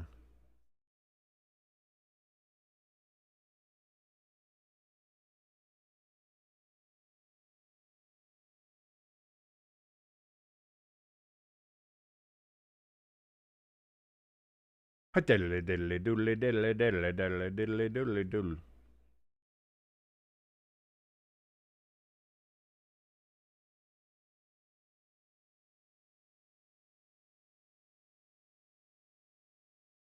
That guy has a Viking beard.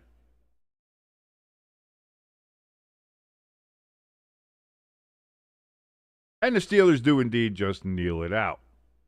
So there we go. Halftime from Croke Park in Dublin, Ireland. Something that the Irish couldn't do over 1,000 years ago. The Steelers are beating the Vikings 14-6. And the Vikings will get the ball first in the second half as the Steelers had their first possession.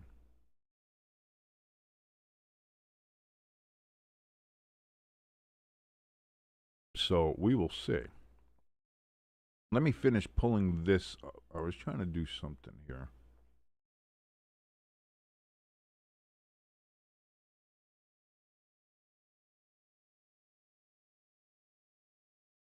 What happened to it? Let me see. I got to see.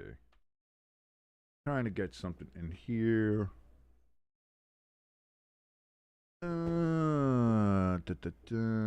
Where is all my music? Here we are.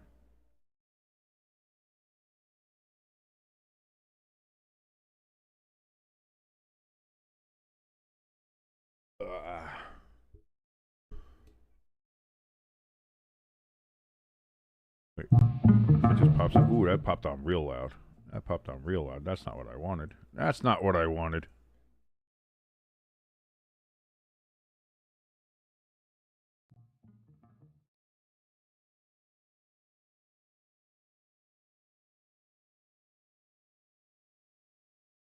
There we go.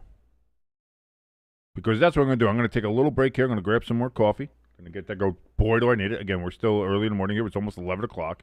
We've already been on since 9:30. Or 9:25, actually, is when we came on here. So I want to thank everybody so much for joining us. Let me go make a little bit of coffee. I'll be right back here. 14-6, the Steelers lead over the Vikings. And we will see what happens in the second half. We'll be right back here, ladies and gentlemen. Thank you so much for joining us here on Stay Tuned Sports. And let me go make my coffee, and I'll be right back.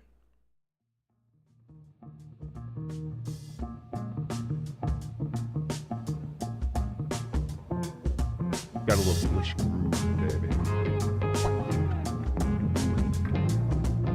Okay, I'm sorry. I'll stop grooving to my own music.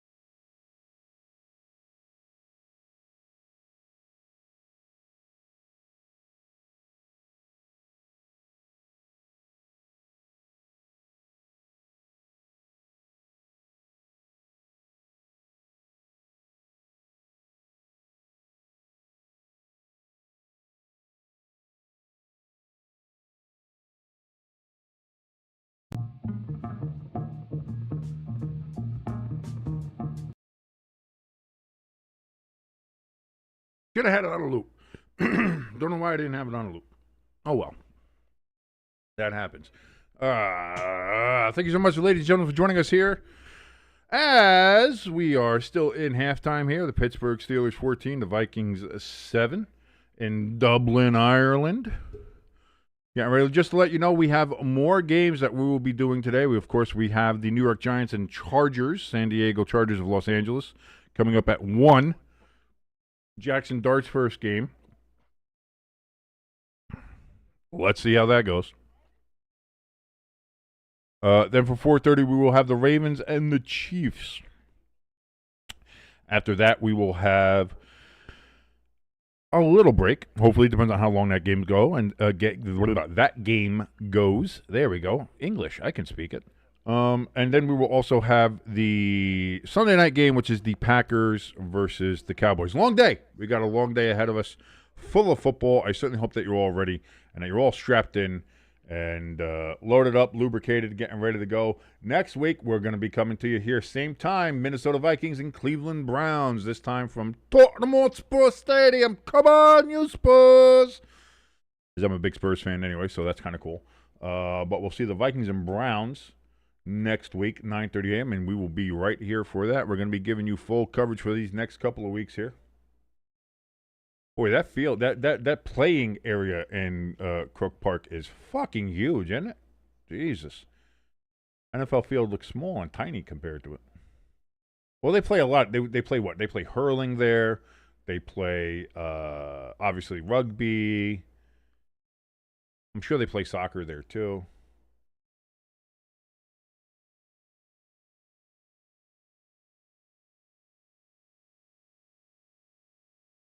I can't believe I missed making my picks on the Friday forecast picks.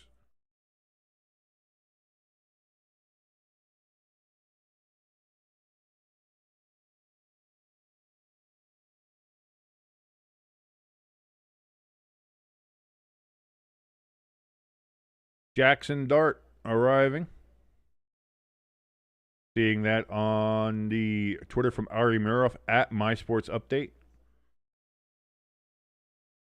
Lloyd, back brother, that's okay. That's okay. I was getting coffee at halftime here. So you're right here back at the time when we need to be as we're getting ready for the second half to start.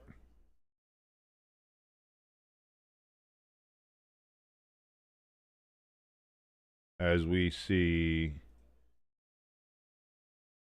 the last great hope for Brian Daboll's job, Jackson Dart, arriving at Giants Stadium. Fuck, I'll never call it MetLife, even though, I mean, it should be called MetLife because it's shitty. Giant Stadium was good. MetLife is shit. So, yeah, I will call it MetLife because calling something Giant Stadium means that it would be actually good, and it's not.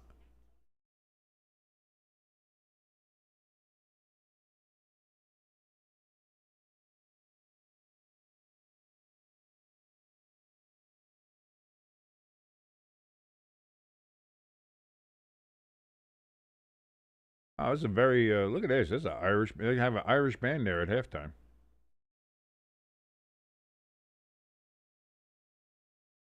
Hey, we got more clankers. We got another clanker in the chat. Love the clanks.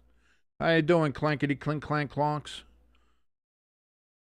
That's right. You're gonna give me views, clonks. Give me some clonking views. You clink clanks. You clinkety clank clonk clinkins. You clinkety clonks.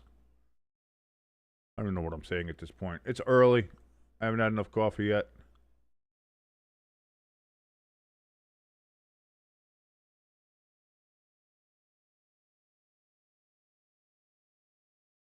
$7,000 people watching Tom Grossi right now cover this same game that we are.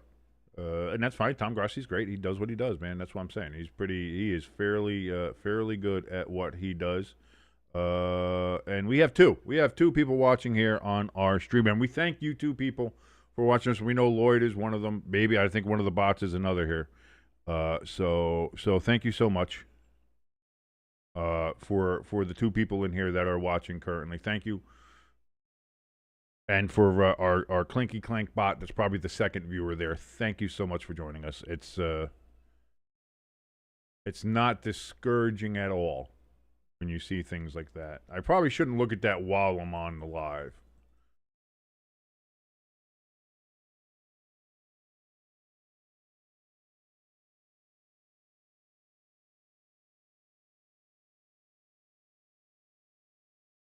Cam Scattaboo arriving to the Giants facility wearing Malik Neighbors' high school jersey. That's interesting. Tight team camaraderie there for the Giants, it seems like. Well, it says one of my friends is from India. Ah, good for him. Congratulations. I hope he's all right. I'm sure he makes a mean curry. I hope. Never had curry. I want to try it. I do want to try it. I'll give it a shot. Like, I like spicy shit, so or wouldn't I like curry? You know what I mean? Like, it seems like that's one of those things. I give anything a shot once. I'll give anything a shot once.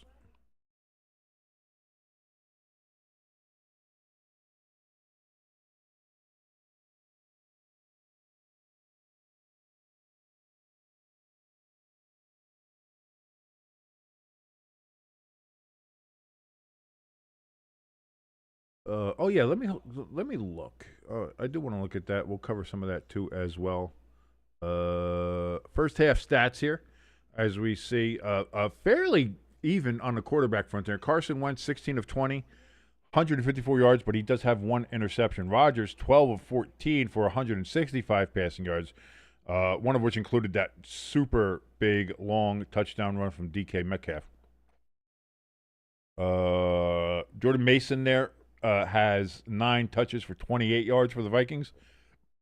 Gainwell, he's got himself 5 carries for 24 yards and a rushing touchdown. Justin Jefferson, 8 touches for 97 yards.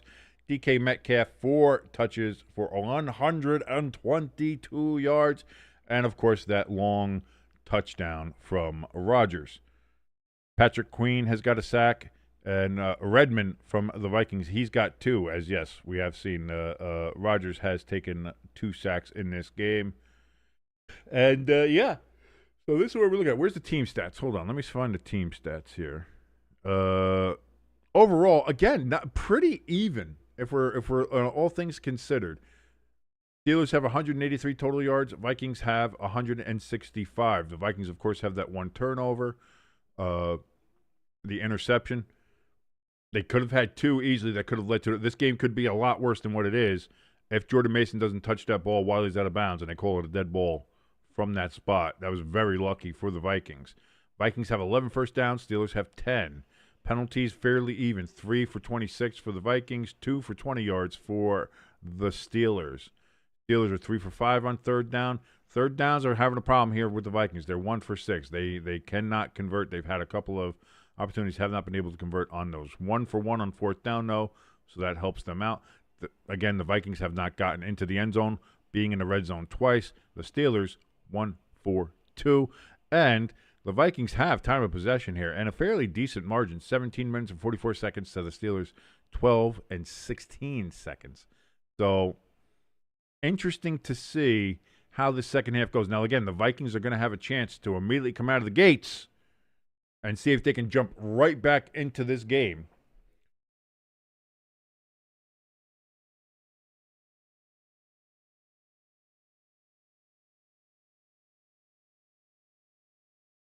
They're only down a touchdown.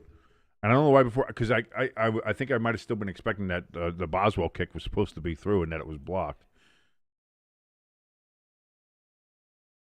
Let's get the timeouts set up again.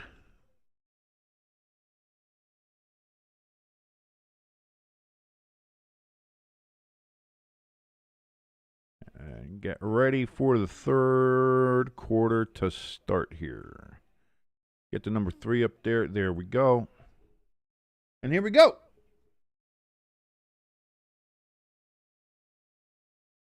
And the kick is away. Picked up about the 5, brought up to the 15, 25, 30, down at the 32, maybe 33-yard line. And that is where the Vikings will start this drive.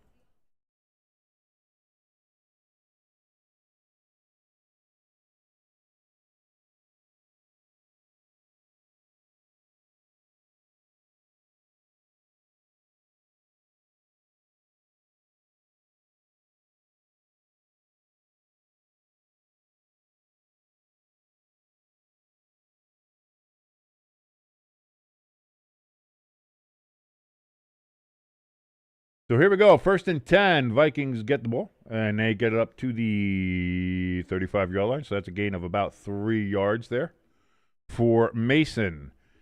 2nd and 7 upcoming for the Vikings. As we went through, they're going through their first half stat summary as we just went through over here on Stay Tuned Sports.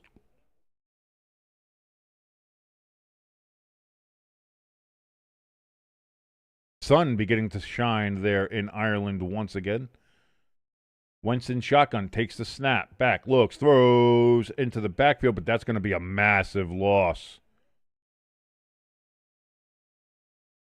That's going to be a 4-yard loss, so it's going to be 3rd and 11 now. Coming up here for the Vikings. Not the way you wanted to start the first drive of the second half. You were hoping to maybe build on some of that momentum that you had at the end of the first half. Even though you get a touchdown, you got points. You're close to maybe getting if you get a touchdown here, you could tie the game with a 2-point conversion. Hey, we're there. We're right there. We're knocking on the door. 3rd and 11 makes that a little bit harder. Yes, it does. So Wentz steps back, looks. He's got time to throw, and he does not have any more time as he is sacked.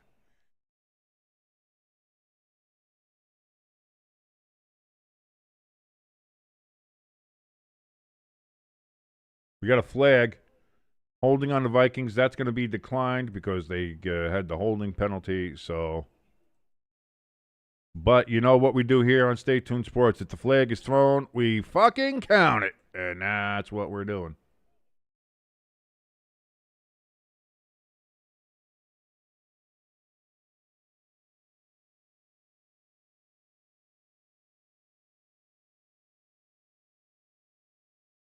So, 4th and 19, not how you wanted to start if you were the Vikings.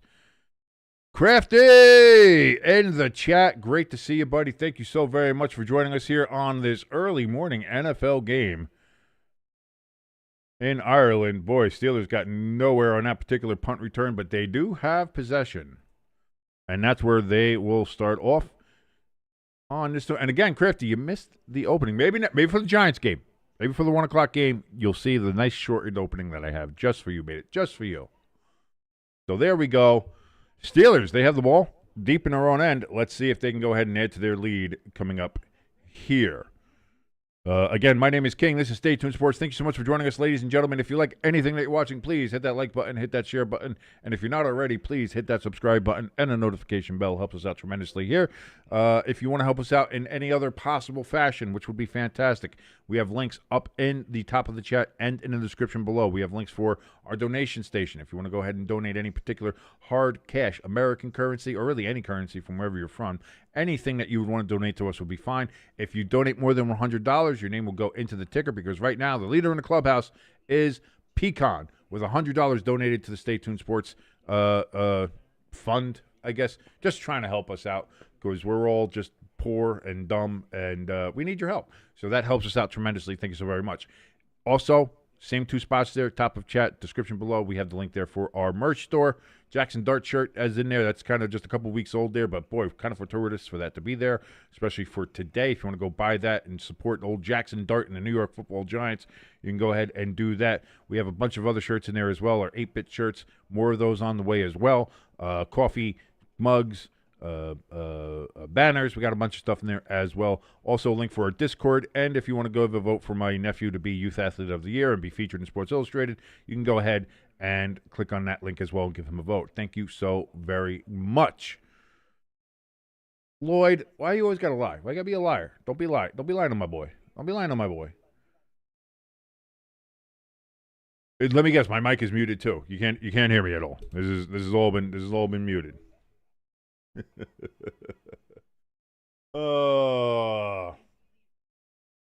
Gotta love doing this. Gotta love doing this early morning. Gotta love. I don't know. Like, this is the thing. Like, again, I know I shouldn't have done it. I shouldn't have looked at YouTube while I'm doing this. I understand that, and it's one of those hard things. But it's hard doing this when you put the effort into this that I do and that I try to do, especially like just with the graphics or putting things together or waking up early to do these and doing all that kind of stuff. And again, this is nothing against you guys because you guys are great. You guys are always here. You guys are 100% always here. and you're always supporting the channel. You're always supporting us, and we can't thank you enough for that. But when you see like other people who do this, like this is their thing, and this is what they do, and they have so much more. Ooh, that's going to be a loss of a yard for the Steelers on that play. Gainwell did not gain well on that particular carry.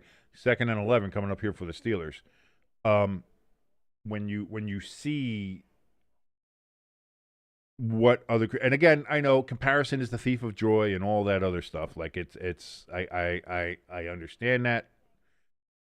And I'm trying to be better about it. I'm trying to be more positive about the whole thing. But when you do see that, and then you look at yourself and you look at it and you see either one viewer, 2 viewers, and things like that, the discouragement is hard. It is a lot. Gainwell, now he's gaining well, and he's going to gain about 7 yards, but he's still going to be about 4 yards short of the first down. 3rd and 4 upcoming here for Pittsburgh. And that's just a hard thing. That's what I mean. That's the part that it's like I think that's the part you have to overcome. And I think that's the same for any creator. Anybody on YouTube who starts out, and again, we've been doing this now for doing the live streams of the games. This is our 2nd season doing this. And to see that not only did we not get better from the start of the first season, we've only gone down, is super discouraging. And I think that's the part you have to try to do that. That's going to be thrown to Gainwell, but it's going to be right at the line of scrimmage. So 4th and 4, and the Steelers are going to have to punt the ball. So neither team does anything with their first drive of the second half. So the Vikings only went backwards on their first drive, but let's see if they can go ahead and maybe gain a little bit more here on this second drive of the second half. Steelers punt the ball away. Oh, and immediately tackled. It was caught at the 20 and then immediately brought down, and we've got another fucking jig going on. The Steelers don't have anything. Skoranek with the hit, but we have a flag down.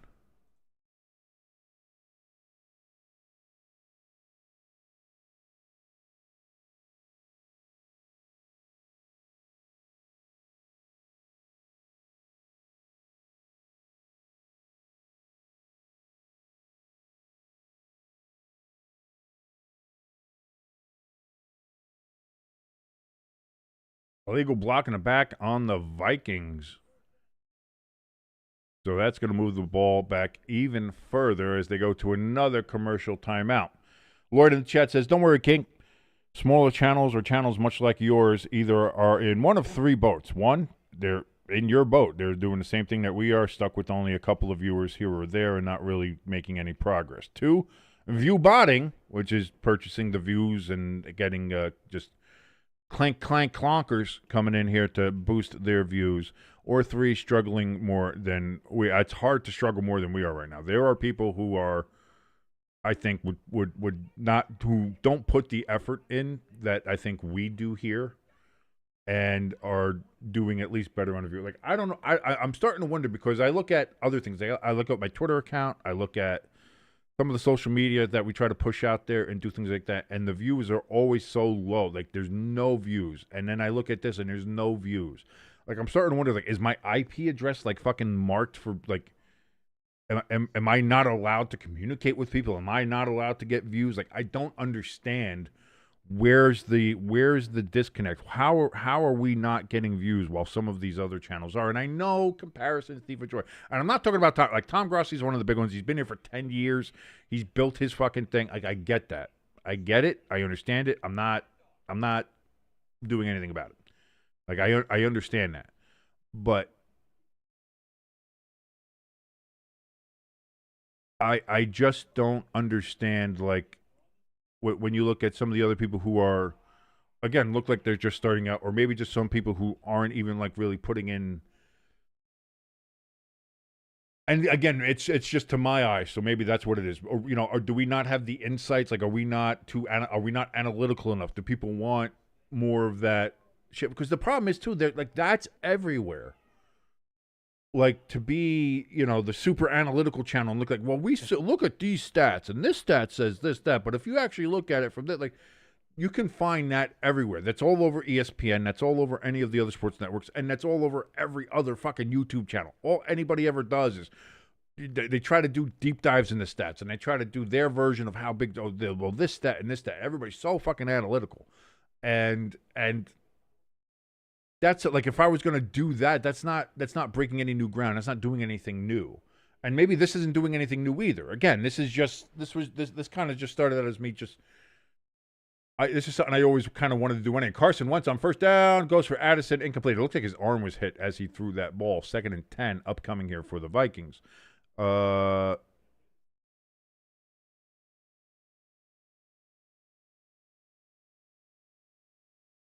get that too, Crafty. I get that it's everything is super saturated. And that's the thing, is like I'm trying to figure out like what, because that's the thing.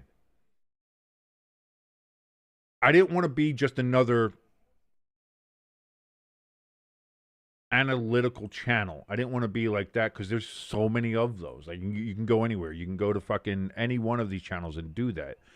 But I guess I'm just trying to figure out what our niche is here, and I don't think we found that out because I know like me and Jim will kind of do a semi talk show, but even that is what it is. And I love Jimbo and I love what we do here, but maybe that's just not it. Maybe we have to look at doing something else, to bring either something that's a little different, format wise, or bring a different kind of juice or personality or something. I'm not sure. 3rd and 3. I know that's what I saw, Crypto. I thought he might have hurt his arm on that one. 3rd and 3 upcoming. Wentz asking for that ball, ask for the snap. He does get it thrown, and that's going to be caught. Thielen, that crafty Caucasian catcher. And that's going to be a first down for the Vikings. So we get a first down of the second half for either side, and it is for the Vikings. Lloyd says YouTube isn't sustainable. Treat it like a hobby for now, but keep pushing. Well, that's the other thing too, Crafty, is that this is all I have left. As far as that goes, not to be a sap story, not to do anything like that, but this is literally all I have. Mason gets a good 9-yard run on first down. 2nd and 1 upcoming here for the Vikings. Mason's had a very good game so far, outside of that one fumble that he did happen to not recover, but was out of bounds. And it was a whole thing. Yeah, but this is what I got. Like I'm mostly like I got a fucked up leg, so I'm mostly disabled. But I'm not even on disability because they keep on denying it. So that is what it is. But that's a whole different other thing. Whatever. So I don't have employment. I don't have a job. I don't have any income. I don't have anything. This is what I have. This is all I have. And this is what I mean. This is, for me, I have to push to make this work because this is what I need. I don't have anything else. So yes, it would be much easier to treat this as a hobby if I had an income, if I had something else. But this is now becoming that. It's a little bit, and I know it sounds desperate. Like I don't want to sound desperate. I don't want to sound anything like that. I don't want to sound like I'm doing like a pity party. I don't want that either. Like I said, it's overall the fine point that I'm trying to make here is just that it's very disappointing and it's very discouraging when you see that, when you see what your metrics are and you see what you're doing. And I just, like last year, we were getting like at least in some of the games. Like I remember after the Eagles Falcons game. By the way, it's about a 3-yard gain there for Scott on that play. Oh, they're going to say 2-yard gain. 2nd and 8 coming here for the Vikings. Like after last year's Eagles Falcons game, we had like a 1.7 thousand views on that live stream, and that was like fucking awesome. Like, let's go. That was cool. I was like, maybe this is it. Maybe because we were getting like 400, 300, 500, 600. Then we got like that 1.7. I think there was another game somewhere early on in the season we had 1,000. Ooh, incomplete. Addison was the intended receiver. 3rd and 8 now coming up here for the Vikings. And since then, since I want to say about the midpoint of last season, we've been stuck at 20 views, 15 views, 10 views, 7 views. Like, that's what we've been getting each one. So instead of actually improving, it's been going the opposite way, and now it's just stuck here at this thing where the views we get are from you guys, which we love. Thank you guys for sticking around. Thank you guys for being here. And like, I think the bots that come in to try to advertise, that's what we've gotten. And Wentz is going to run for a first down and a little bit more. Wentz wheeling Wentz, Wascally Wabbit, Wentz. I don't know. I'm just coming up with shit at this point. But it is a first down for the Vikings as they keep the ball and keep the chains moving. So I think that's the other thing, too. It's not even so much the low numbers. It's the lack of improvement. It's the lack of anything getting better. Like, none of that has gotten better. And so that's where I'm kind of at the thing where it's like, where do we go from here? Like, how do we improve this in some way, shape, or form? And we just gotta figure it out. Wentz avoids a sack, and then you can't avoid that. Oh, he lost the ball, but the Vikings do recover. I thought that was just a sack. No, he ended up fumbling that shit. Oliver gets the recovery. So the Vikings, again, super lucky when it comes to a turnover. Or a non-turnover, it was a fumble.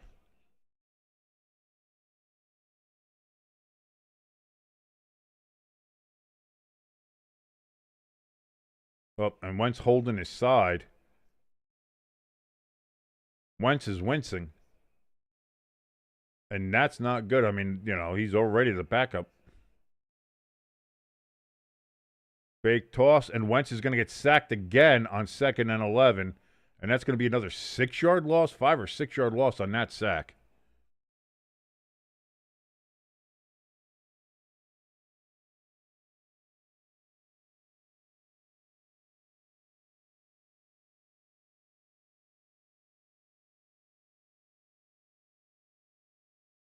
Yeah, but see, that's the thing. If you look at the NFL YouTubers and stuff, I don't like Tom Grossi's not view botting.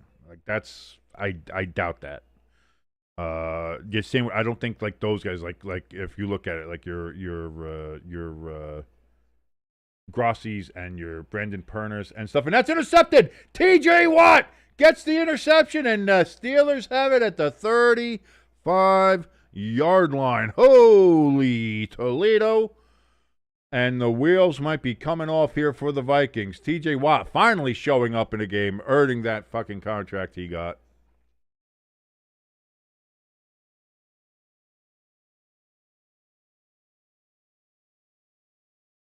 Batted at the line, and then Watt picks it off.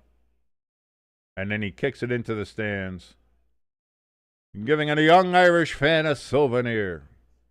Wow. There's it. Lloyd had said in the chat was, think of it in biological senses. If one of the big NFL YouTubers were exposed for view botting, they filled a niche. The smaller guy like King or somebody like him could fill that role. Essentially, the big YouTubers are like a big tiger, whereas you and other smaller YouTubers are like the smaller predator. You're asking something, but then you'd have to ask for. You'd have to see if that was something they were doing, which I don't think they are. At least those guys. I don't think that's happening with Grossi and Perna and Tree or any of them, that particular group. I don't see that. That's not them. That would be, and not only that, because if they got exposed to if that was something that happened, that ruins you. So that's not, and it just they don't seem like that. They don't seem like that kind of person. And I think they did it legitimately. I think they did it the right way. I just wonder how I was supposed to, I wish I had started way back in the day. When we started Stay Tuned Sports in 2016, I wish I had video equipment. I wish I had something that I could have done something like this then, because I would have been well ahead of the game. I would have been doing this now for 10 years. I would have been able to jump the gun and been able to do something like this, and I think that would have been great. At the time, and maybe that's a difference. Maybe that's something I could have done. I don't know. But it is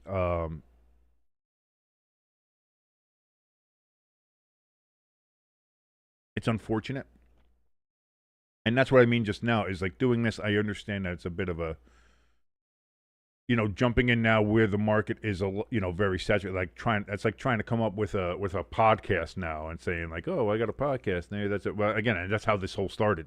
Stay Tuned Sports started as an audio podcast. But the podcast market was saturated in 2016. Now it's 10, 20, 100-fold, even more saturated. So, like that's the thing, I guess, of just trying to figure out what to do and how to be different and how to separate yourself from the masses and let people see it. But that's the other thing too, is that people have to see it. And if YouTube's not going to recommend you, if YouTube is not going to have you in the algorithm, then there's nothing you can do.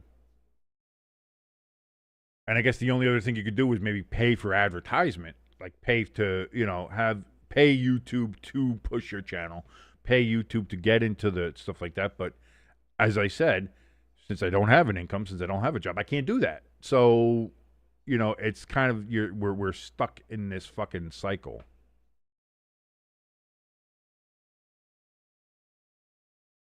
Darnell Washington, after the bad snap, Aaron Rodgers is able to complete it, and that's going to be good for about 8.5 yards.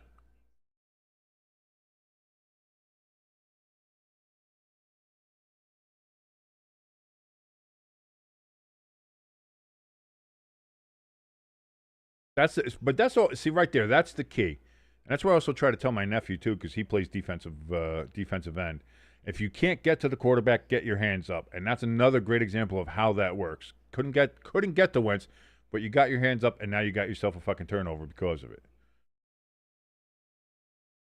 Hand it off to Gainwell, and he's going to gain up until about the 20-yard line.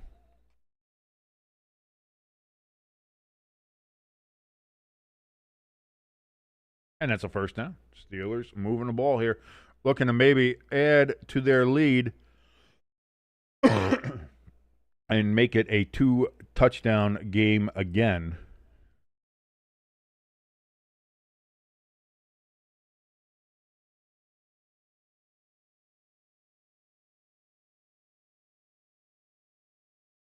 .358 remaining here in the third quarter.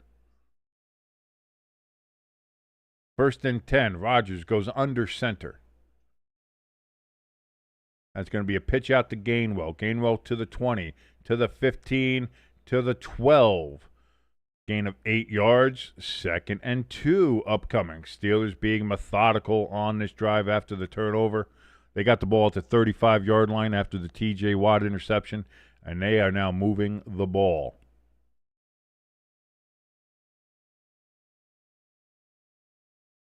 Get my big mug of coffee.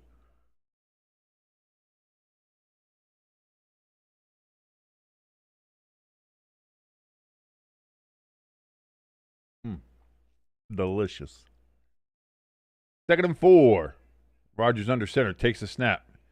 Hands it off to Gainwell. Gainwell's got a first down and almost breaks it. Gets just tripped up. He's going to be down at about the 3-yard line. 1st and goal. Pittsburgh Steelers.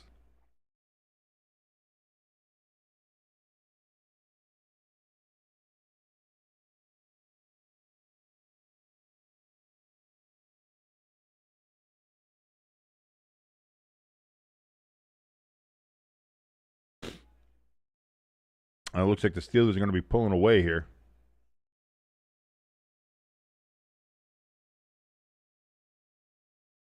Unless something really bad happens. Hand off to Gainwell, and he's going to cross that. That is a touchdown, ladies and gentlemen.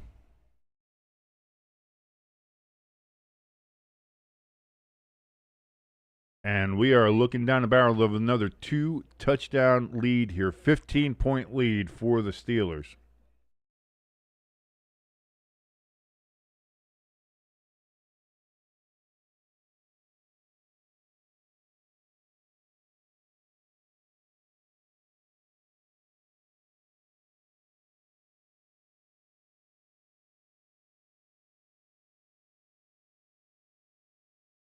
Here we go. Snap, hold, kick is up, and it is good.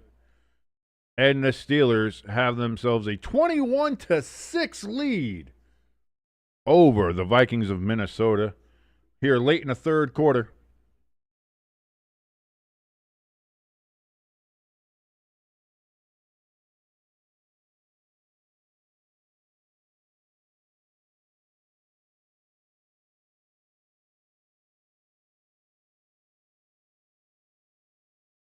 And I think we're getting close to the time where you can just start, turn out the lights, the party's over.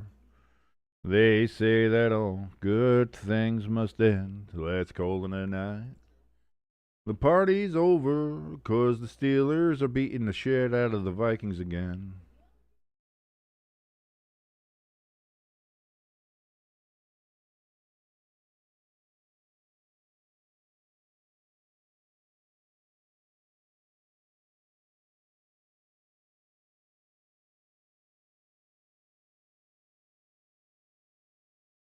By the way, checking out some of the other news here. This all comes from either Ian Rappaport or Adam Schefter.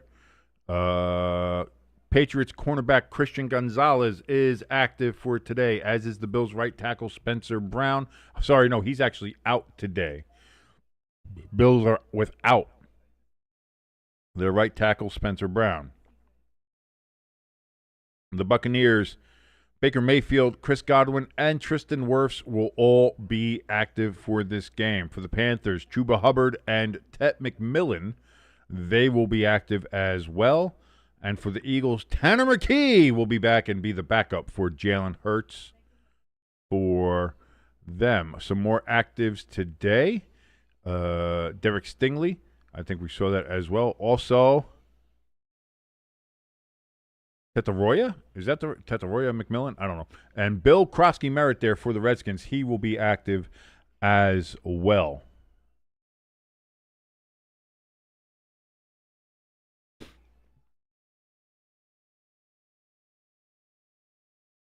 Speaking of, we were talking about the football YouTubers and who we like or not, and I do like Brandon Perney. He's one of my favorite ones that we have here on YouTube. Massive respect for him. On Twitter, he even said, after watching J.J. McCarthy and Carson Wentz this season, my official take is that Sam Darnold is pretty good at football, and that's kind of what I was sitting there. I was like, ooh, Vikings decided to move on. I think maybe it was like you had something with Darnold, and you let that go. Who would have thought that? Hey, welcome back, Lloyd. Great to see you. Oh, Minnesota's going to take this kick to the 50, to the 40, and they are in Pittsburgh territory, but there is a flag down. So will it be coming back?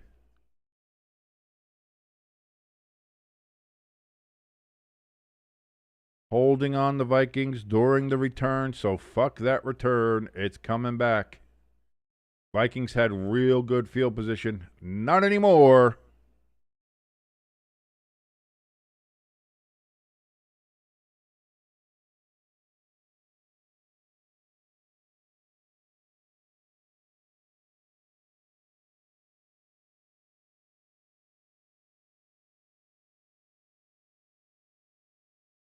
Yeah, that's kind of weak. That's a weak holding call. That's bad. I don't like that one.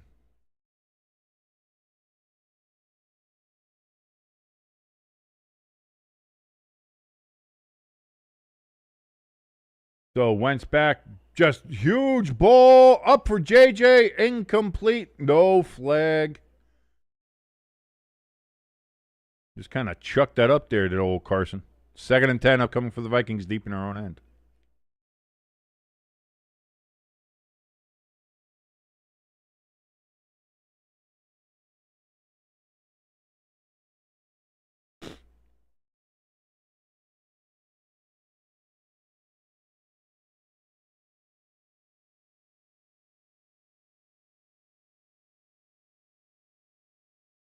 Wentz under center here.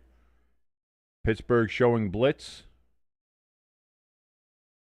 It gets picked up, but the Vikings only get about a yard on the run there from Mason. So 3rd and 9 upcoming. 3rd and long up here for the Vikings. Have not been able to get a touchdown here.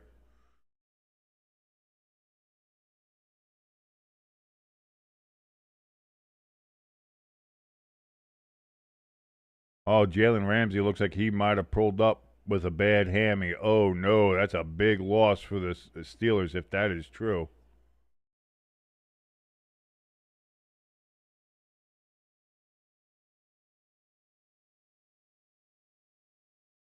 Wentz gets fucking swallowed up at the 8-yard line.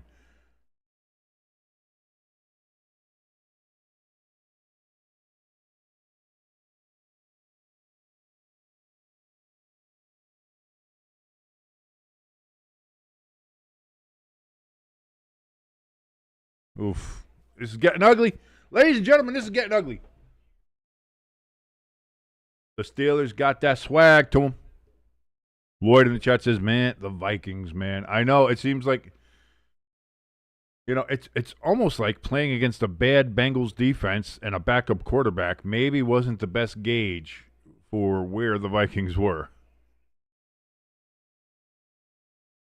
Oh, the Steelers going to get a return here. They are in Vikings territory. Austin on the return. And now the Steelers, again, have the ball. Great field position. And they might be looking to put the knockout blow here before the fourth quarter even starts.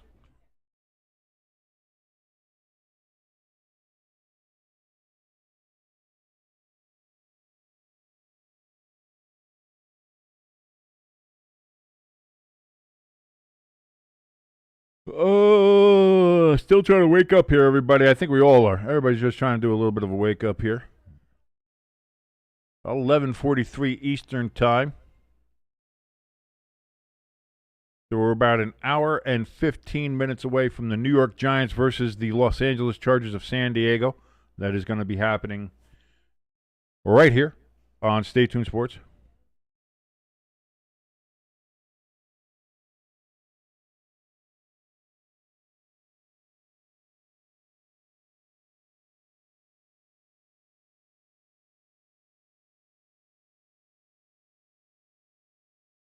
Did someone get married at the Houston Texans game? That's weird. Hey, buddy bot. Hey, buddy bot. Hey, buddy bot. Adios, bot. Eat shit.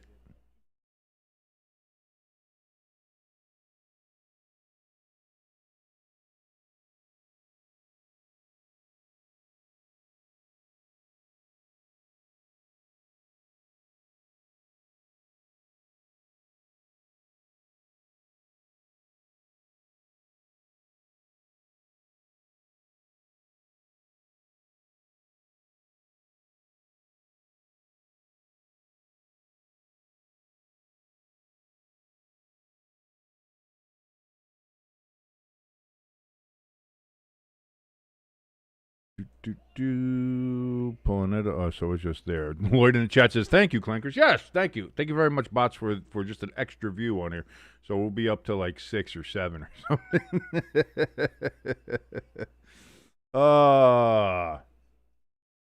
However, if you have been watching us, and I know Lloyd has, Crafty was in here before. I don't know if he's still in here or not. If he got tired of me, bitching and complaining about how nobody watches us. Anybody else? If you have been in here, watch us at any point, please, thank you so very much. You guys have been fucking fantastic. We appreciate every single one of you who does view us, who does support us, giving us a like, giving us a share. If you've subscribed to us, that helps us out tremendously too. Thank you guys so very much for all that you do. We really do appreciate you here at Stay Tuned Sports and myself. I just, we really do thank you so very much. So now 35 seconds remaining in the third quarter. Steelers in Vikings territory at the 46-yard line. It's going to be a pitch back here. And that's going to be a gain of about 9 yards on the play. So the Steelers now just seem to be moving at will against this Vikings defense, which was very vaunted. I like saying that. Caleb Johnson, by the way, with the carry on that play. Not sure. Like, again, it just seems like have the Vikings given up? I don't know.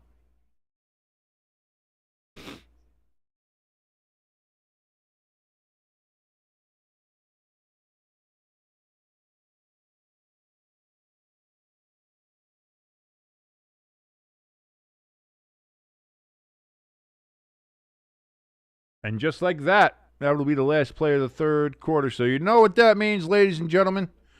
If you are in the chat, if you're watching at home, I don't care where you are. If you're in a car, if you're sitting on a toilet watching us, that's pretty cool. Kind of weird to be watching us while you're shitting, but hey, I've been seen in worse places.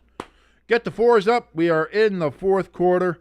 As we do with every game here, we watch all 4 quarters. We're with you the entire way, and we've got 4 quarters and 4 games today. So we got lots of 4s coming up here. This is going to be very, very interesting. Lloyd says, do you ever notice how the Clankers only show up for the shit games? That's kind of funny, yeah. We've done so. I don't know if they've come in for a Sunday night game. Like, they really don't show up. Or, like, when it's a good game. It makes me wonder. Maybe the NFL has their own bots out there stopping them before they even get here. For the good games, they know, like, people are watching it, so they're extra vigilant. I don't know. I figured the NFL, it being on NFL Network, it being an international game, that they'd be a little bit more on top of the bots, but I guess not. But either way, like I said, I'll take the view. You know what I mean? I'll take it. Where are we on that? Anyway, let's see how sad I want to get. King, no, stop. Don't do it. Comparison's the thief of joy. I know. Tom Grossi right now has, how much he got in there? He's got 8.7 thousand people watching. 8,700 people watching Tom Grossi right now. We have 2. I think one of them is a bot. So we have 2 people watching us. That's fantastic. I feel really good about that. Let's check over here. What's our current look like here? What's our current look?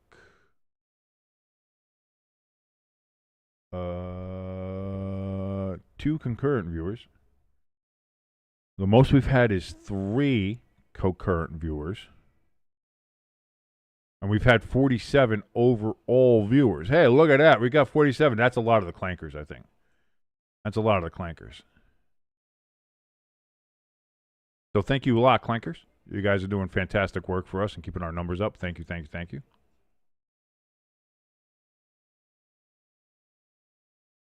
Let's get back to Twitter over here. As we get ready for the fourth quarter to start here, Steelers getting ready, moving the ball here.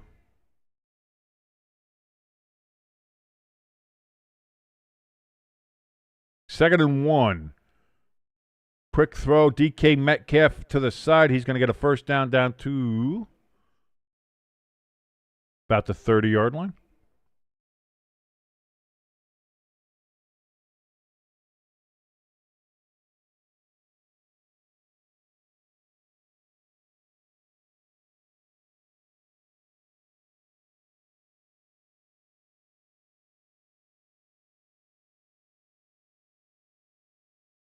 From the 33, it appears to be, where they've marked DK Metcalf going out of bounds. I thought he got to the 30. I guess not. Rodgers in shotgun. He's got trips to his left. Takes the snap. Low snap again. A lot of low snaps for Rodgers in this game.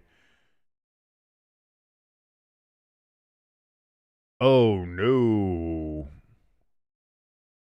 Getting up a little slowly. Calvin Austin caught the ball, but looks like maybe he got the wind knocked out of him. I'm not sure. He's a little slow getting up. He's down on one knee. He's pointing towards his sternum, towards his chest. He might have landed on the ball. So I'm thinking it might be that he got the wind knocked out of him. I certainly hope that is only the case.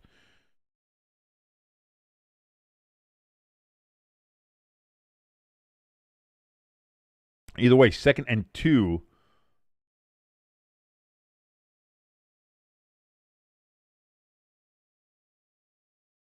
DK Metcalf talking shit to the Vikings sideline. He is barking.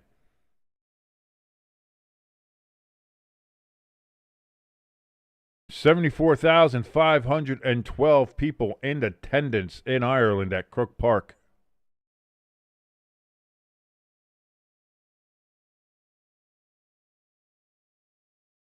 Man, D-Cake just can't stop. And Aaron looks like he's laughing. He's having fun with that one. And now they go to commercial. Like, Jesus Christ, NFL Network. Pick up. What are you going to do?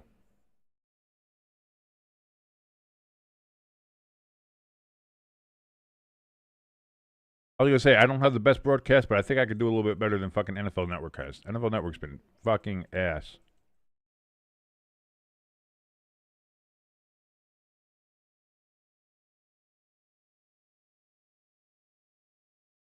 Jared Goff's brand new baby, little Romy Goff. She's at the game, getting ready to watch her dad. That's very cute, seeing that over there on the Twitter. Thanks to Fox Sports Twitter account, NFL on Fox, at NFL on Fox.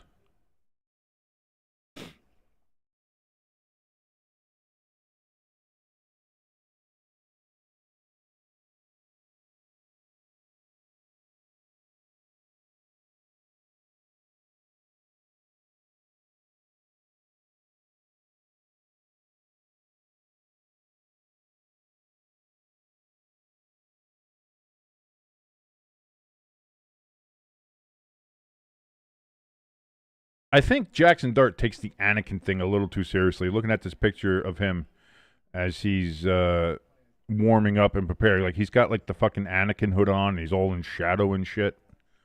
Like he's really trying, you know.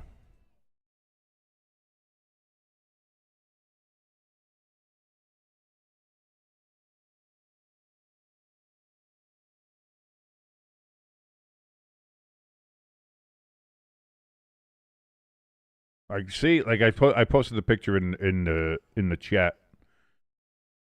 Like he's trying to look like he's slaying younglings over there. You know what I'm saying?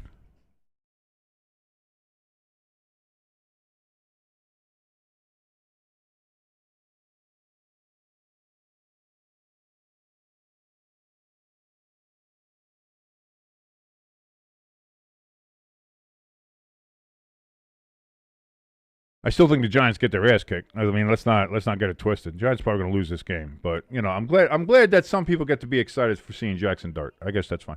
Jeez, all these goddamn commercials. It didn't seem like he was that hurt. What are we doing? Why are there so many fucking commercials? Jesus Christ, NFL Network.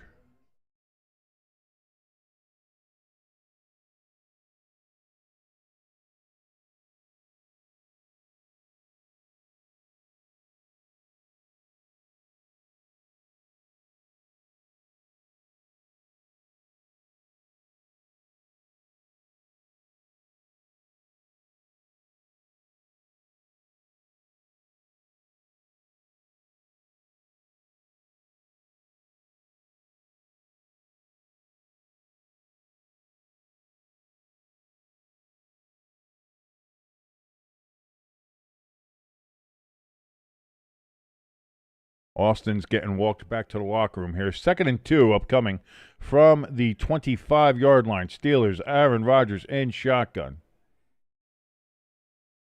Play clock at 1. They do get it off, handoff, and that's going to be a first down to about the 18 or 17-yard line.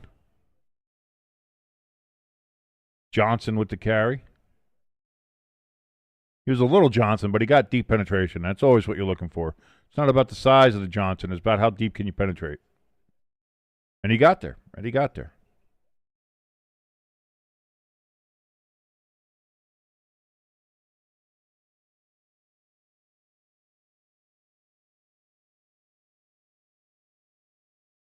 They mark him down at the 19.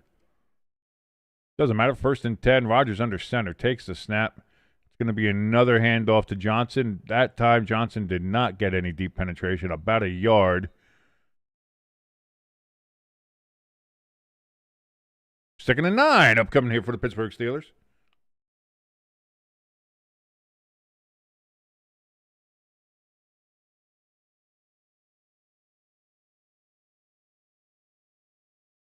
It seems like the Steelers are kind of just going to they feel like they're in a run mode here.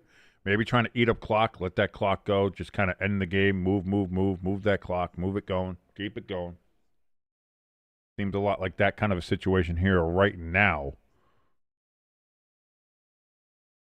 Rodgers in shotgun, so this one's not going to be a run. No, it is going to be a run. It's going to be Johnson again, and Johnson gets 3 yards on that one. Stays in bounds, though, so the clock continues to run here. 3rd and 6, although I think it continues to run anyway because it's not within, I think it's 5. That rule is only for 5 minutes if you go out of bounds, I think. I don't know.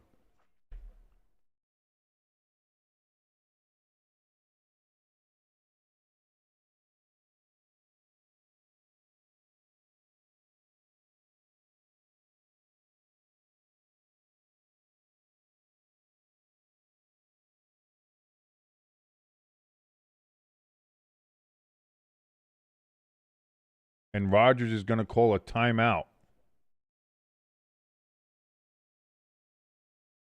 Play clock was running down. He saw something he didn't like. Calls the timeout. 3rd and 6. Let's see. Can the Steelers convert on this, get another first down? Can they get a touchdown? Will the Vikings stop them and hold them to a field goal? Will they block the other field? There's lots to still happen here. We have a lot to go in this game. Again, Steelers up 15 points, looking to make it a little bit more. Can they? Will they? We will see. I'm surprised they took a timeout and they didn't go to commercial. Because NFL Network's done nothing but just do fucking commercial. Look at all these early games we got. We got next week. We got October 5th, October 12th, October 19th, November 9th, and then November 16th. So we've got London, Berlin, Burnabout, Lizard.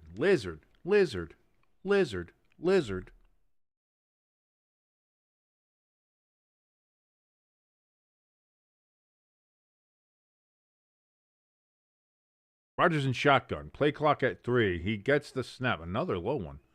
He throws incomplete. And that's going to be a 4th down, and they're going to send out Boswell here for the field goal attempt. Scotty Miller was the intended receiver on that one, but that, intended receiver is a very loose definition. That ball was just kind of thrown out of bounds, it appears. So Steelers going to attempt to make this a 24-6 game. Snap, hold, kick, up. It is good. 24-6.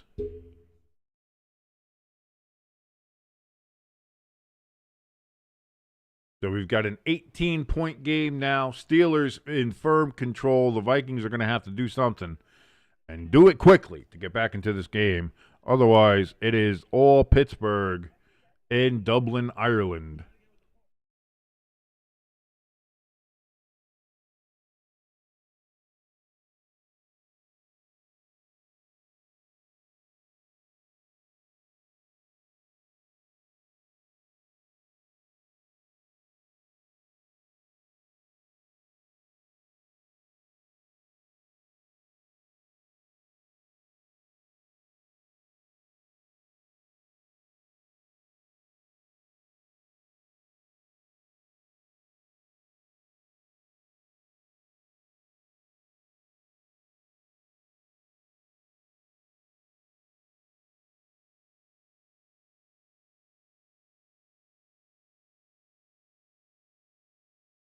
Just checking Twitter here, folks. Sorry about that. Sorry for the silence.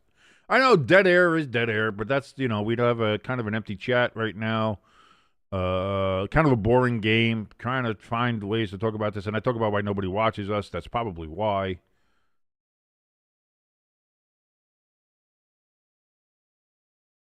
As we're just getting ready for the 1 o'clock game. We are 1 hour away from the 1 o'clock slate of games. Hitting. And, of course, we're talking about the New York Giants and the San Diego Superchargers of Los Angeles. They will be playing, and we'll be covering that game right here.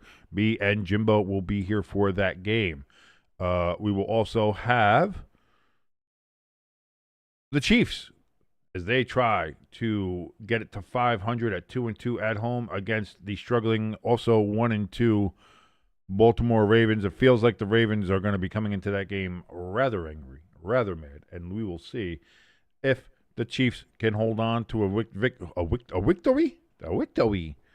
victory there, or if they will fall to 1-3, in which case they would be, I think, in serious trouble. As Ireland is starting to experience renegade.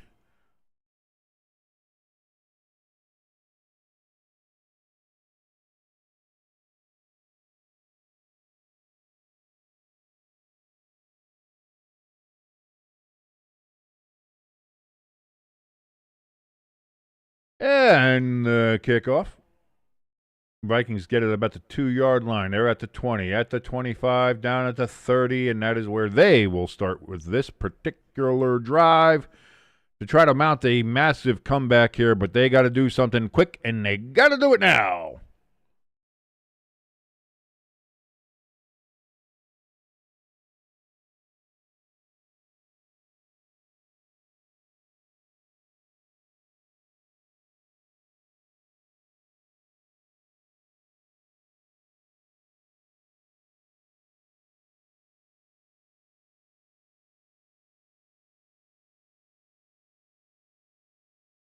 Vikings get a gain of about 7 yards. Addison with the reception.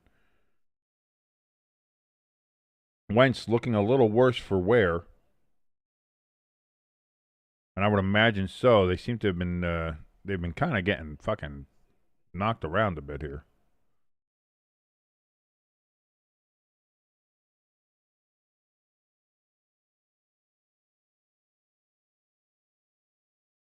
Wentz, that's going to be a handoff to Mason, and that's going to be good for a first down.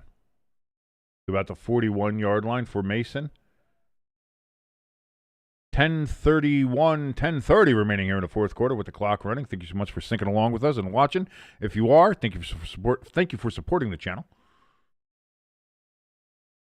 Wentz takes the snap in shotgun. He's back. He's got time. Looks, throws over the middle. Caught. T.J. Hawkinson. That's going to be down to about the 47-yard line.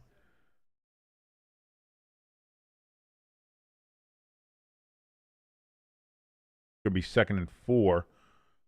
I think we got an injured Steeler down. They do whistle the play. They do whistle down.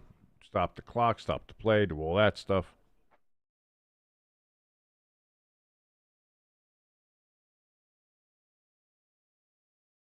Who's that? Logan Lee? It appears that Logan Lee was the injured Steeler as he's walking off the field now.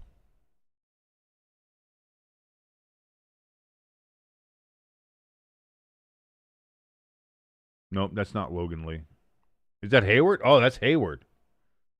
I thought I saw 91. No, that's 97. Oh, no.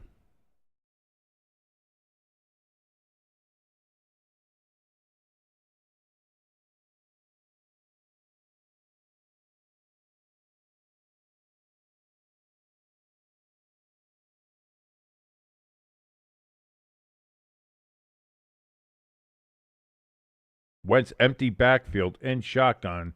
Snaps, throws over the middle, caught by JJ, and they are now down at the Steelers' 34-yard line.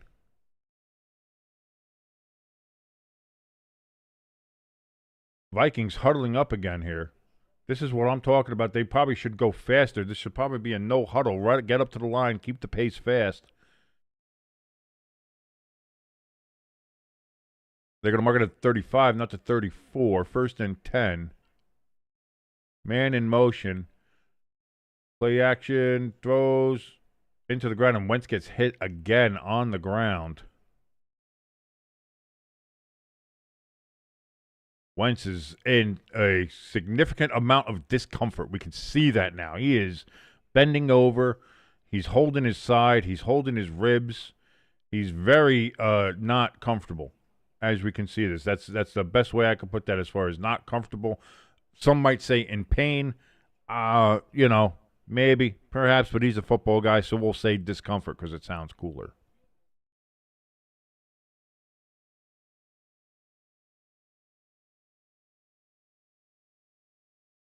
Wentz throws. That's going to be completed to Hawkinson, and he's going to push himself forward and gets a first down to the 23-yard line of the Steelers. We are under 9 minutes to play. We're at 8:52, 51, and 8:50 and counting here in the fourth quarter. Vikings got to get a little wiggle on here.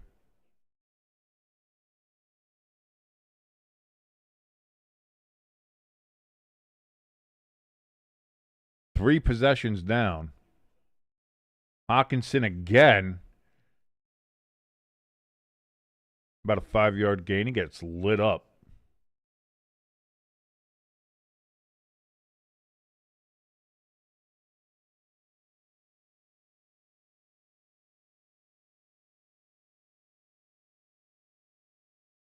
J.J. McCarthy, not great numbers in his starts that he had. 58% completion percentage. Only 300 yards, 2 touchdown passes, and 3 picks. I think if Wentz had a better game here, they were talking about maybe just starting Wentz for the rest of the way, but that was a low throw, kind of all wobbly. Oliver was the intended receiver. Incomplete. 3rd and 4 coming up for the Vikings. This has been a problem in this game. They kind of get close to the red zone or in the red zone, and then they stall, so I'm not sure.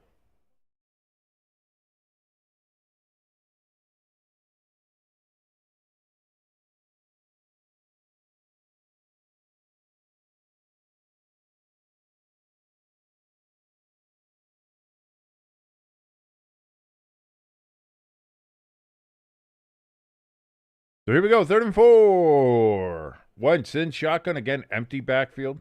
He's got trips to his left. Takes the snap. He looks. He does have a little bit of time, and now he's going to throw. End zone. Did he keep his feet in? Scott has it. Are they going to say he's in or not? I think we got to look. I want to look at this first. They're going to say touchdown right now. I think they're going to look at this to see. Let's wait and see.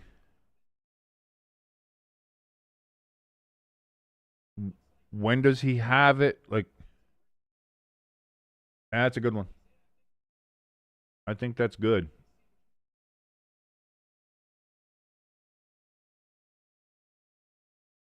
That's so close.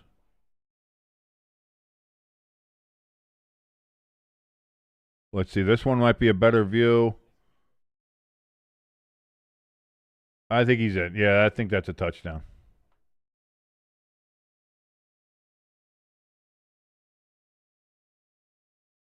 And the Vikings are going to go for 2 here.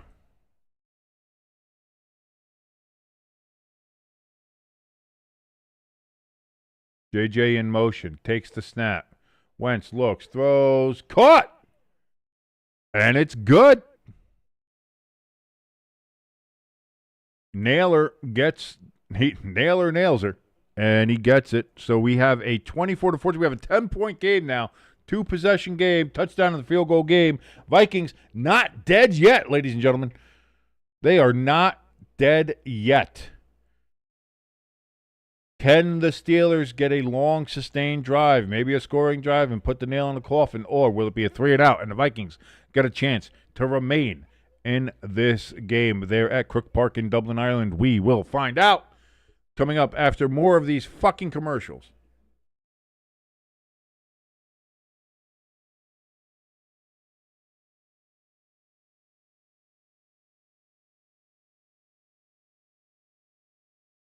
Thank you so much for joining us here at Stay Tuned Sports on this early morning game, the one of many that we have coming up here.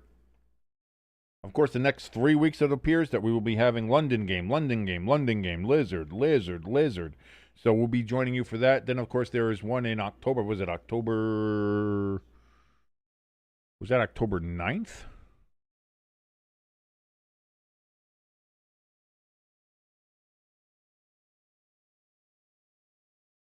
October 12th.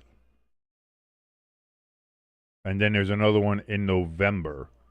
I think the one that is the 12th, that's Berlin, and then the one in November is in Madrid.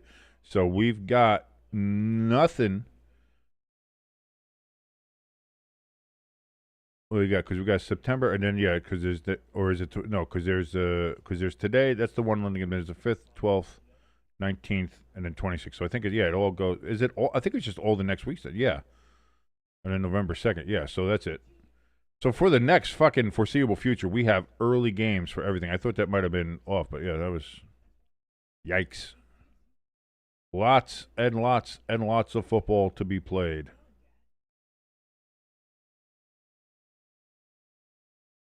Early morning. And we're going to be here with you every Sunday, early in the morning for the next fucking apparently 6 weeks. Watching these early games with you.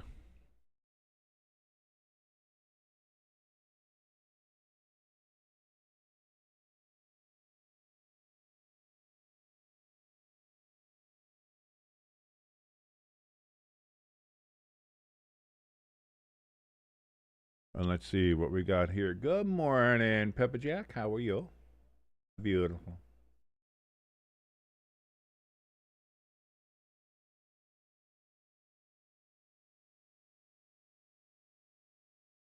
And the kick is away.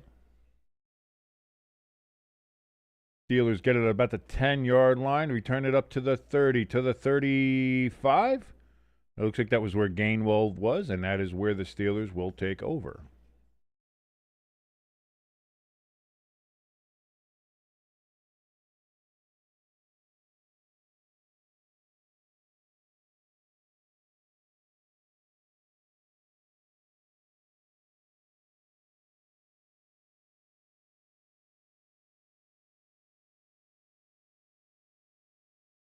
That was a good throw there by Wentz. But that's the problem with Wentz. He's so inconsistent. As Pat McAfee calls it, the Carson Wentz experience there.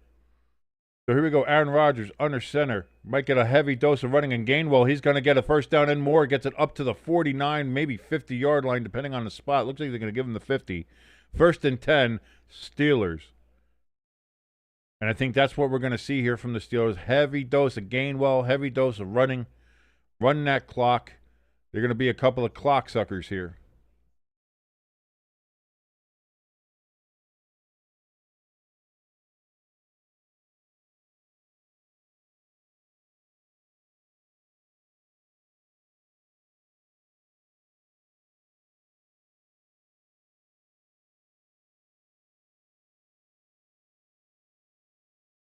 Rodgers takes a snap from under center. He gets a little bit of pressure, but he completes the Gainwell out of the backfield. Good for 8 yards. Gainwell putting in work today.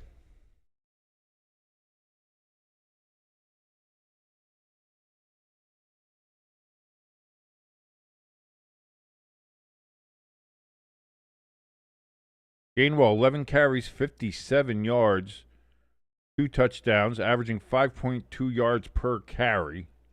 And he's got 4 receptions for 21 yards, averaging 5.3 per reception. That's pretty good.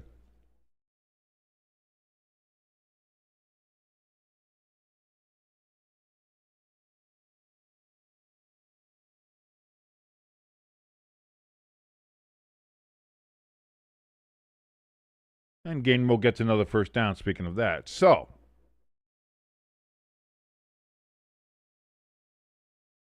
Steelers doing exactly what they need to do, keeping it on the ground. Or keeping it at least with short passes there with Gainwell kind of basically running. Keeps the clock moving. And now it's another first down.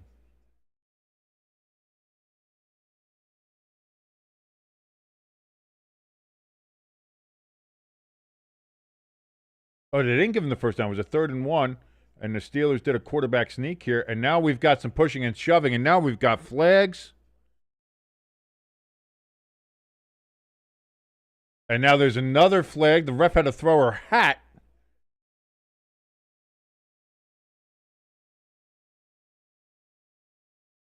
So it's 8. And because there's 2 flags, that puts us up to 10.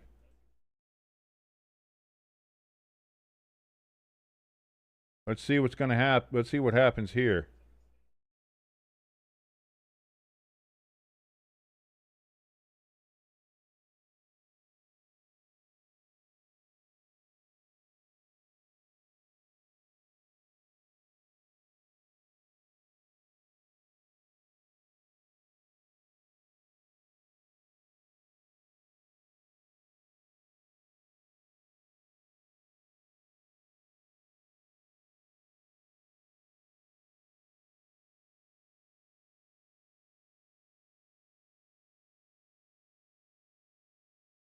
Unnecessary roughness on number 15. That's the only penalty called, so it's not 2 flags.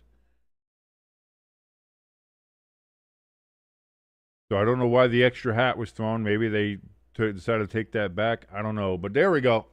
Thought there might have been 2 flags. There were not. Oh, there was a little slap there from Grenard.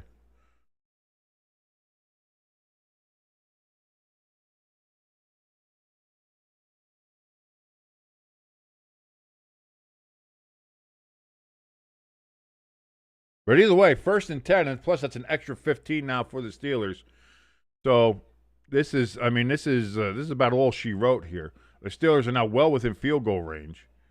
They're at the 24-yard line.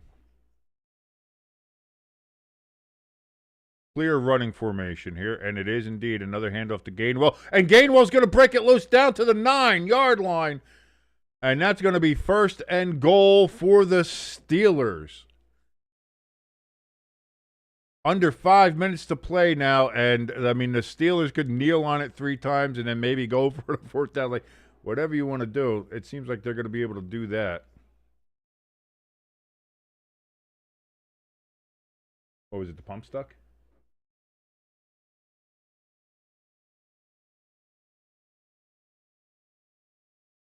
That happens on that one.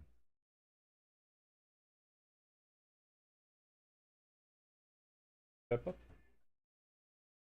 Yeah, I think you guys. We got. I got. You just gotta like push hard. As with anything else in life, you can fix it by just pushing hard. That's how I poop.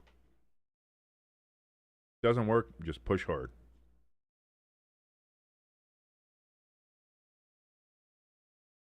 Nowhere to go there on that first and goal play. Second and goal coming up here for the Steelers as they're looking to go ahead and probably ice this game. I mean, it's still a 2-possession game where with 4 minutes left here.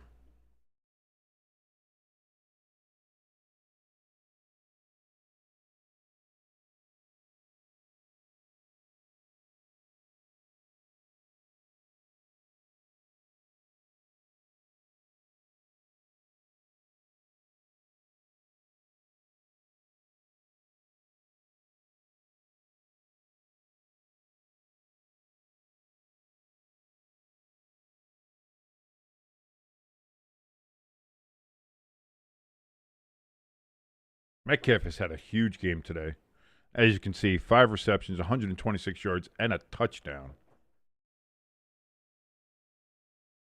Second and goal. Rodgers looks, throws, backside of the end zone, incomplete. Clock stops, 4:17, and Rodgers is pissed.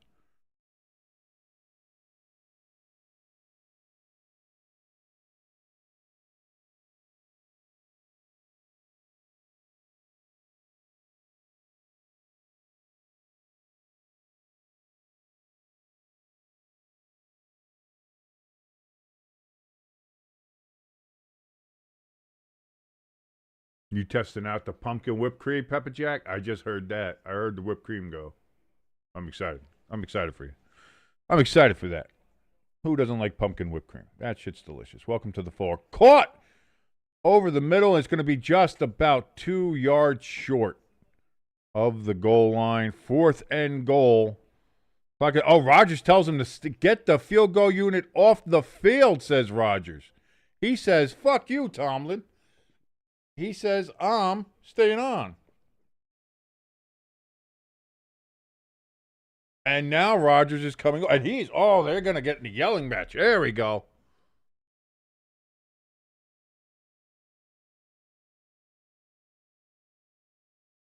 By the way, the Vikings had taken a timeout before.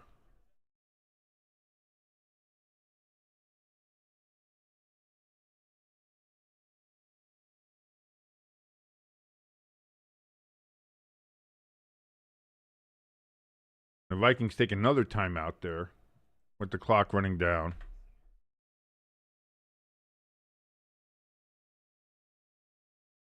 And it appears, it looks like Aaron Rodgers won the argument. He's staying out on the field.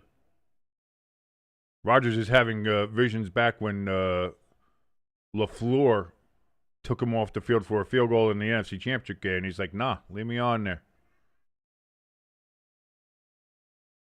Hand off to Gainwell, and he stays on his feet. Does he get there? They're going to say he's a yard short.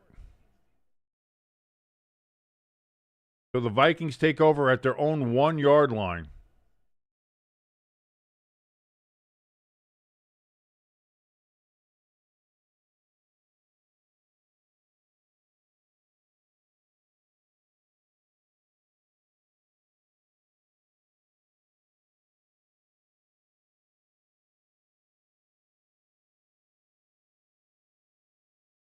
Gainwell did as good as he could, but he got down there right at the 1-yard line. That's where it is. So, Steelers still with a 2-possession game.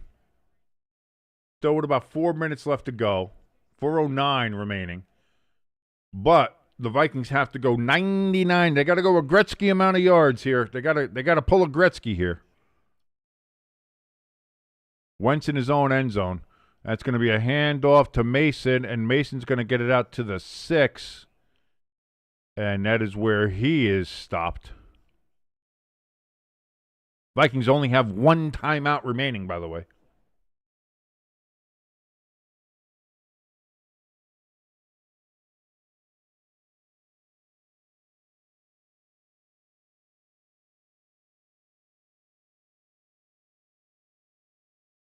Wentz. Back throws over the middle. That's going to be caught. First down. I was saying TJ. JJ. Justin Jefferson. That's what I'm looking for.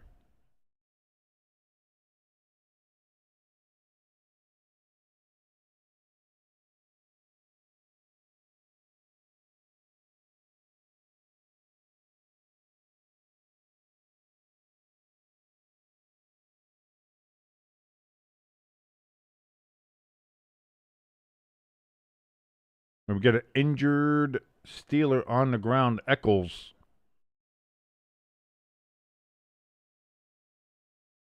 Oh, he just had non-contact injury. This looks like he blew a tire. Hopefully that's not anything bad, but you hate when you see the non-contact.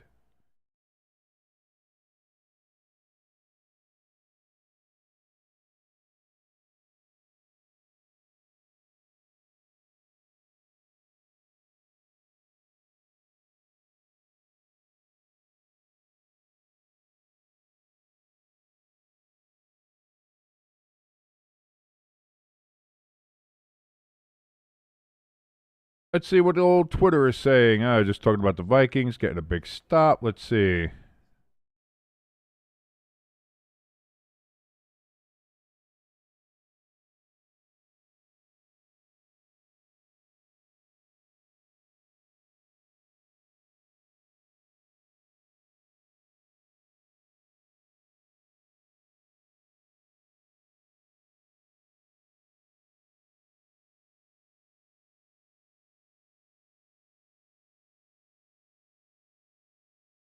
Looking at all these other games getting ready to start while we're looking at this one. Getting ready to end. Vikings 1st and 10 from the 18-yard line.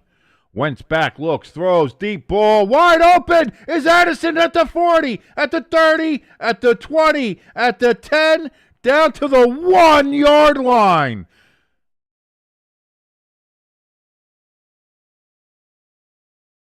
The clock continues to run. Addison just missed it. It got tripped up just before he got there. Not fast enough.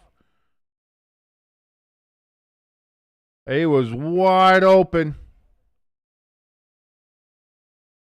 Handoff to Mason, and he loses 2 yards. Now back at the 3-yard line. 2nd and goal.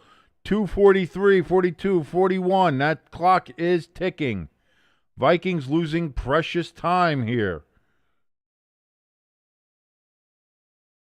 Vikings losing time. They're huddled up. They don't know what they're doing. Down to 2:27, 2:26, losing so much time. Wentz back, looks, throws, bounced in the air, incomplete. Clock stops. That incomplete pass might be a great thing for the Vikings. At least it stops the fucking clock.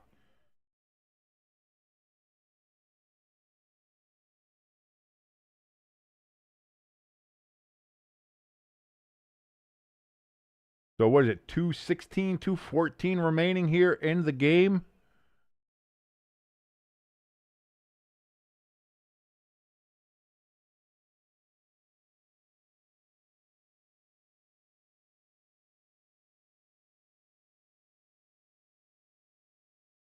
Fakes the handoff, thrown, almost intercepted.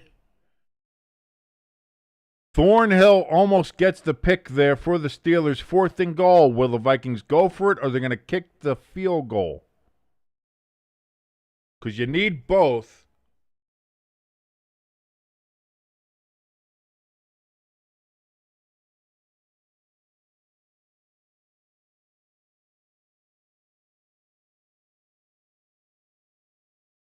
So here we go. The Vikings had a goal line stand on their end. Can the Steelers get a goal line stance on their end? Wentz looks, throws, caught, touchdown Naylor, touchdown Vikings.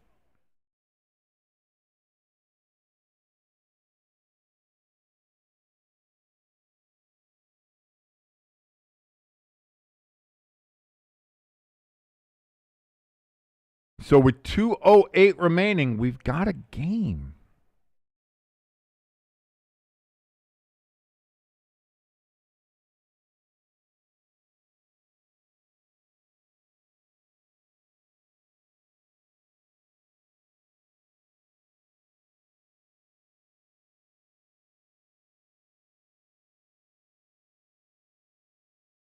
Snap, hold, kick, up, good.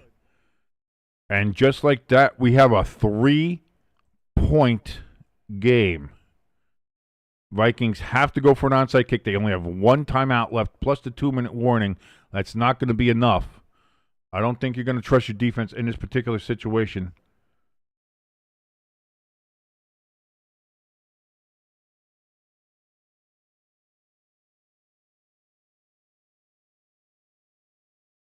So the Steelers' defense was given the Vikings at the 1-yard line, like the goal line stop sucks for the Steelers. They could have put the game away there. They didn't. But you had a chance. You had the Vikings, who have been struggling all day. You had to go 99 yards, and your defense lets them go 99 yards, basically in one play there to Addison. And now with 2:08 left,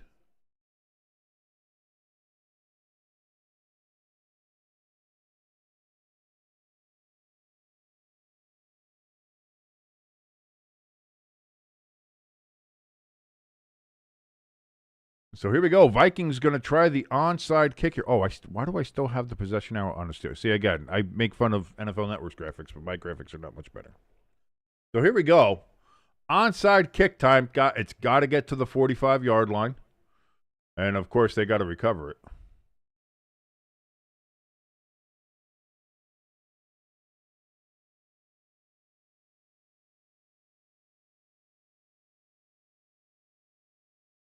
Here we go. Here's the kick. Nope. Oh. We've got a timeout. Steelers take a timeout before the kick, and it wasn't a necessarily good kick, so maybe that's a good thing. So now the Steelers down to one timeout.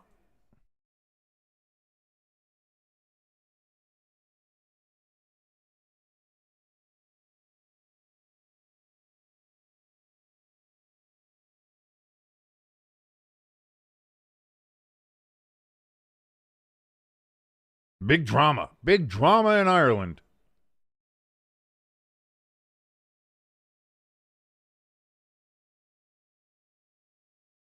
Ugh.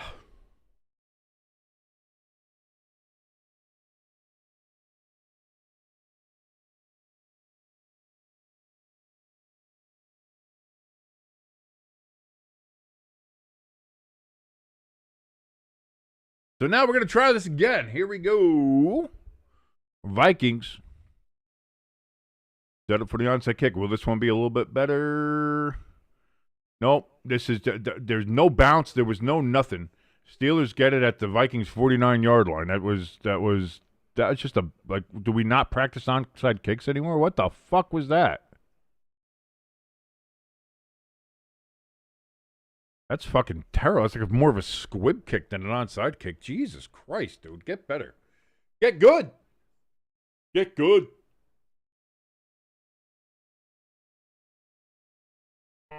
Ugh.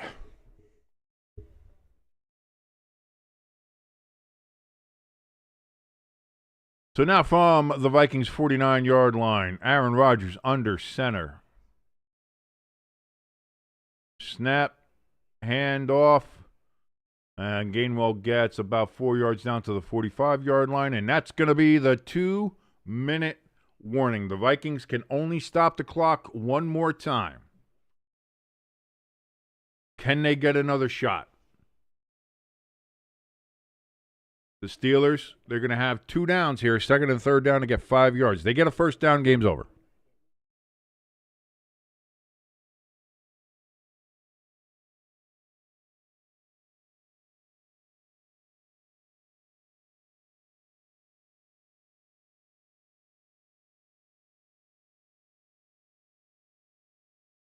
So we will see. We will see what happens here. 2-minute warning, like I said, in this game. We also got the Giants and Chargers coming up at 1 Eastern time, obviously.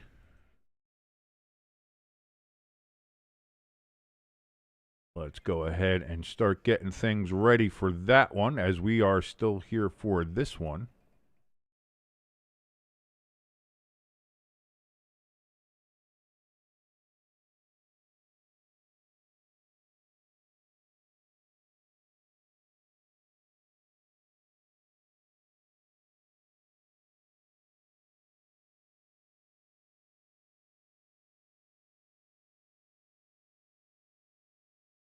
We're going to see Jackson Dart's first start. Starting for Darton.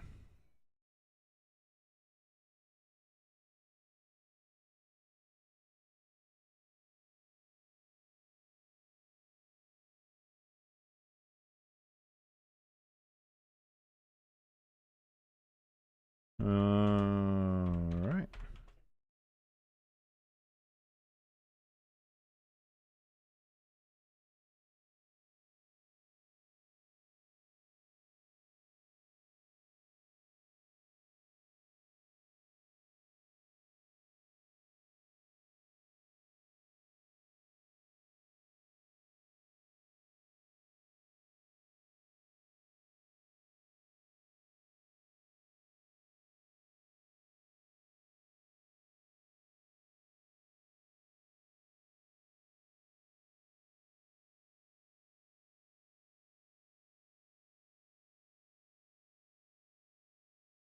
Here we're back. 2 minutes remaining in this game. Can the Steelers put it away?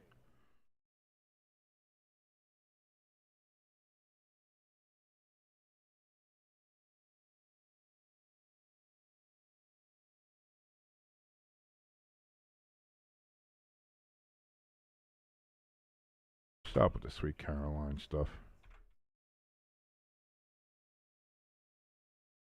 So here we go.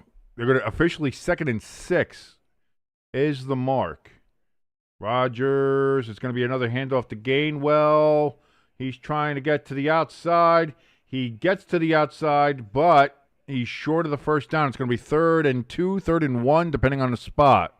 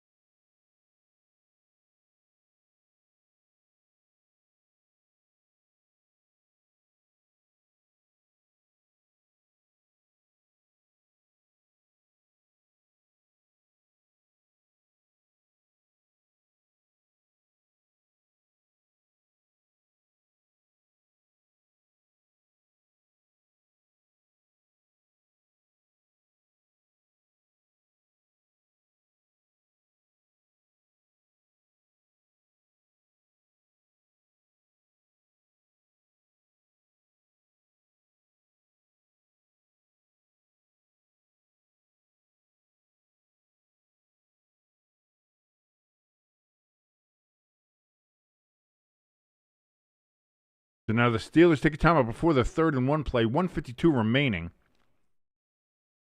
After the Vikings had taken a timeout on that particular play, as they had to.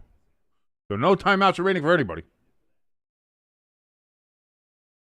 Hi, you will. Yes, you did miss most of the game. That's fine. That's fine. All you really missed was me crashing out. The fact that nobody watches our games. That's all. Like I had a crash out right after halftime, and I think I scared off Lloyd and Hamster, because I had a moment where I decided to go ahead and so I think we're okay. Crafty in the chat says 4th down. I don't think we got there yet. I'm still at 3rd and 1 here, so I'm still a little far behind everybody, I suppose. Handoff to Gainwell, but you are indeed right, Crafty. 4th down, it is.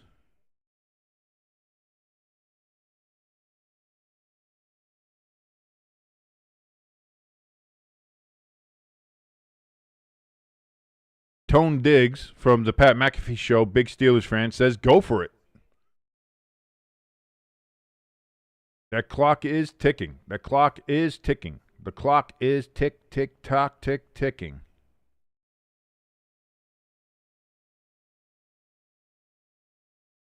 Are the Steelers going to go for it? They are. Rodgers under center. Nope, they were never going to snap it. They get the flag for delay a game.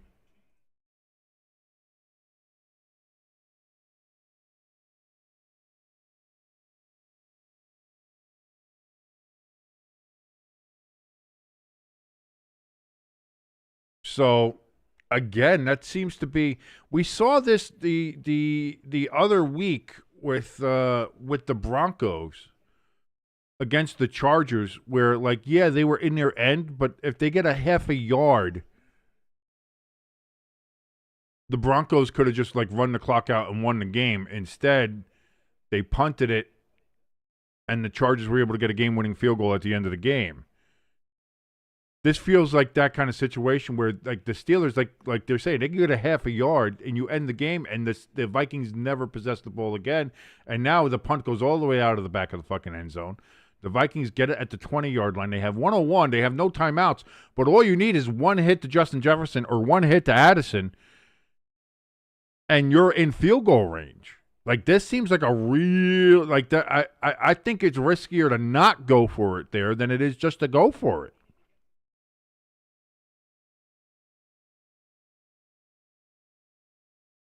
I feel like that's a bad call from Tomlin. I rarely say that that's going to be a bad call, but I think that's a bad call from Tomlin. ELS, this is why you never change your picks, man. This is why you never change your picks. Wentz back, looks, throws over the middle, intercepted, and so that ends that fucking conversation. Pierre with the pick. I didn't even get a chance to fucking change it over to the Vikings possession. There it is, and there it goes back to the Steelers. And just like that, that could be your dagger. Did he stay in bounds when he caught it? I think that's the only thing right now the Vikings got to hope for.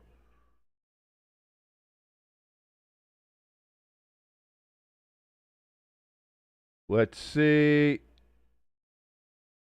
1, 2. Where does he have possession? I don't know if he has possession before that second foot comes down.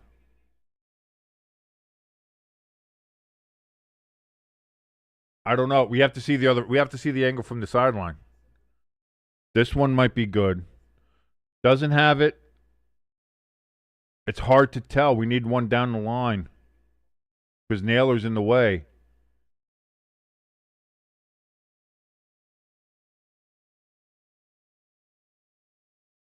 I honestly think, yeah, because it looks like he's got it severely.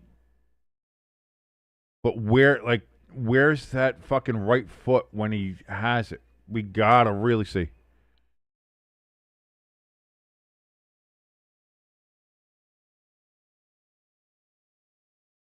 Oh, that's it. That little bump, that little move, and I think that his foot was up. So they say no catch, out of bounds.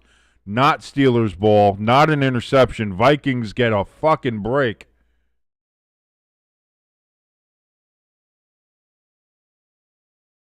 Woo!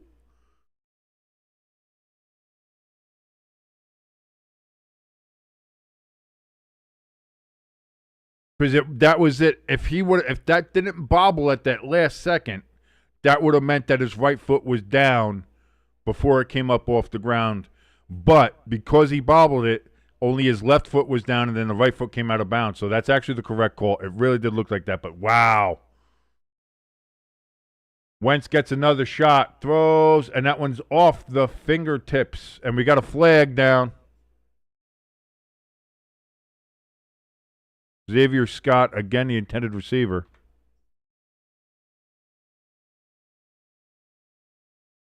Holding on Pittsburgh. 5-yard penalty, automatic first down.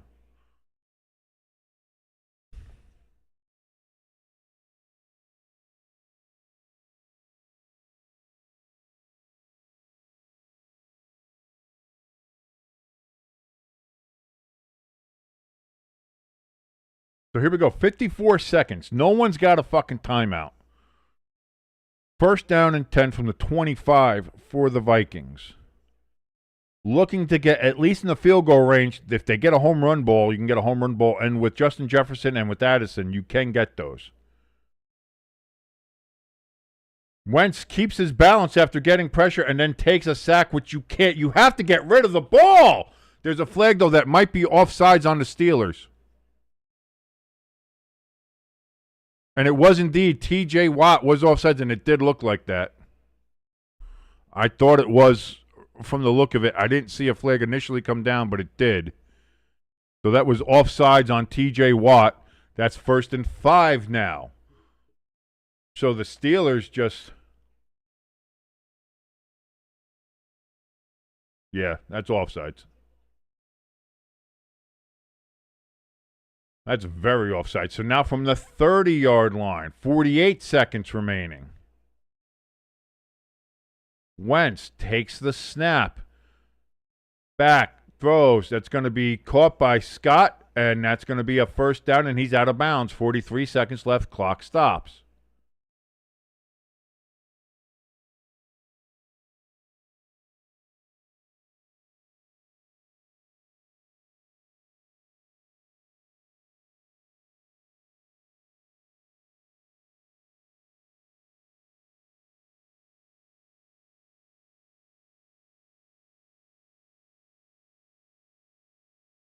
So let's see here. 43 seconds. 24, 21. The Steelers lead. Vikings looking to just get in the field goal range to tie the game. Play clock at 1. Wentz gets it. He's back. He gets pressured. You can't take the sack. He throws it. Incomplete. Is that going to be grounded? Herbig with the pressure.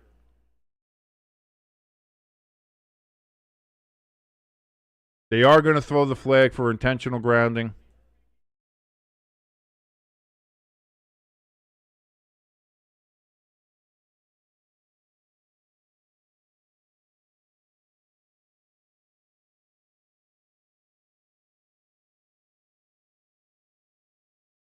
Ball will be placed at the spot of the foul plus loss of down.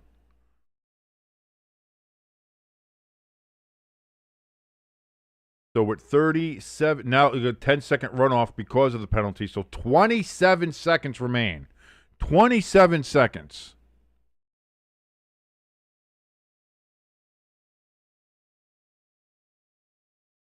They wrote 20. They say 28 seconds. ELS saying they need a deep throw to Jefferson. Yeah, but Wentz has got to stay out of pressure and not fuck it up here. 2nd and 26. The ball's back at the 23-yard line of the Vikings.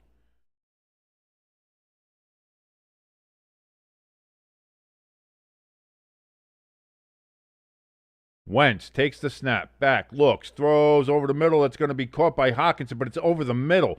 21, 19, 18, 17, 16, 15, 14, 13. They spiked the ball on 3rd and 15. Why did I say 3rd and 15? Is it really only 5-yard or 10-yard game? So it's going to be 4th down here for Minnesota.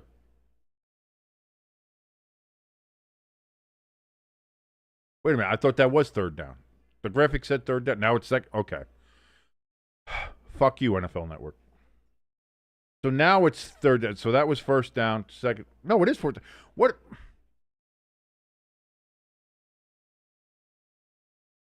It is 4th down because that was 3rd because they spiked the ball. I'm wondering. Whoa, that girl's got some big titties.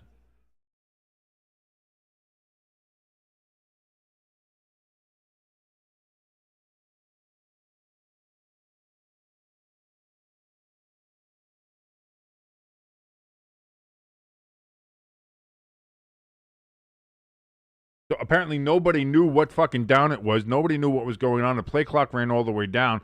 They didn't even get out of the huddle until the play clock was already at 0. So that, again, is another flag, delay a game. So instead of 4th and 13, it's now 4th and 17, 18. This final drive's had more flags than the rest of the fucking game combined. I have no idea what's going on. Cats and dogs living together. Mass hysteria. So 4th and 18, last gasp here for the Vikings. Wentz back. Avoids pressure. Throws over the middle. Bounced around. Incomplete. The Steelers are going to win. They just got to come out and kneel on it.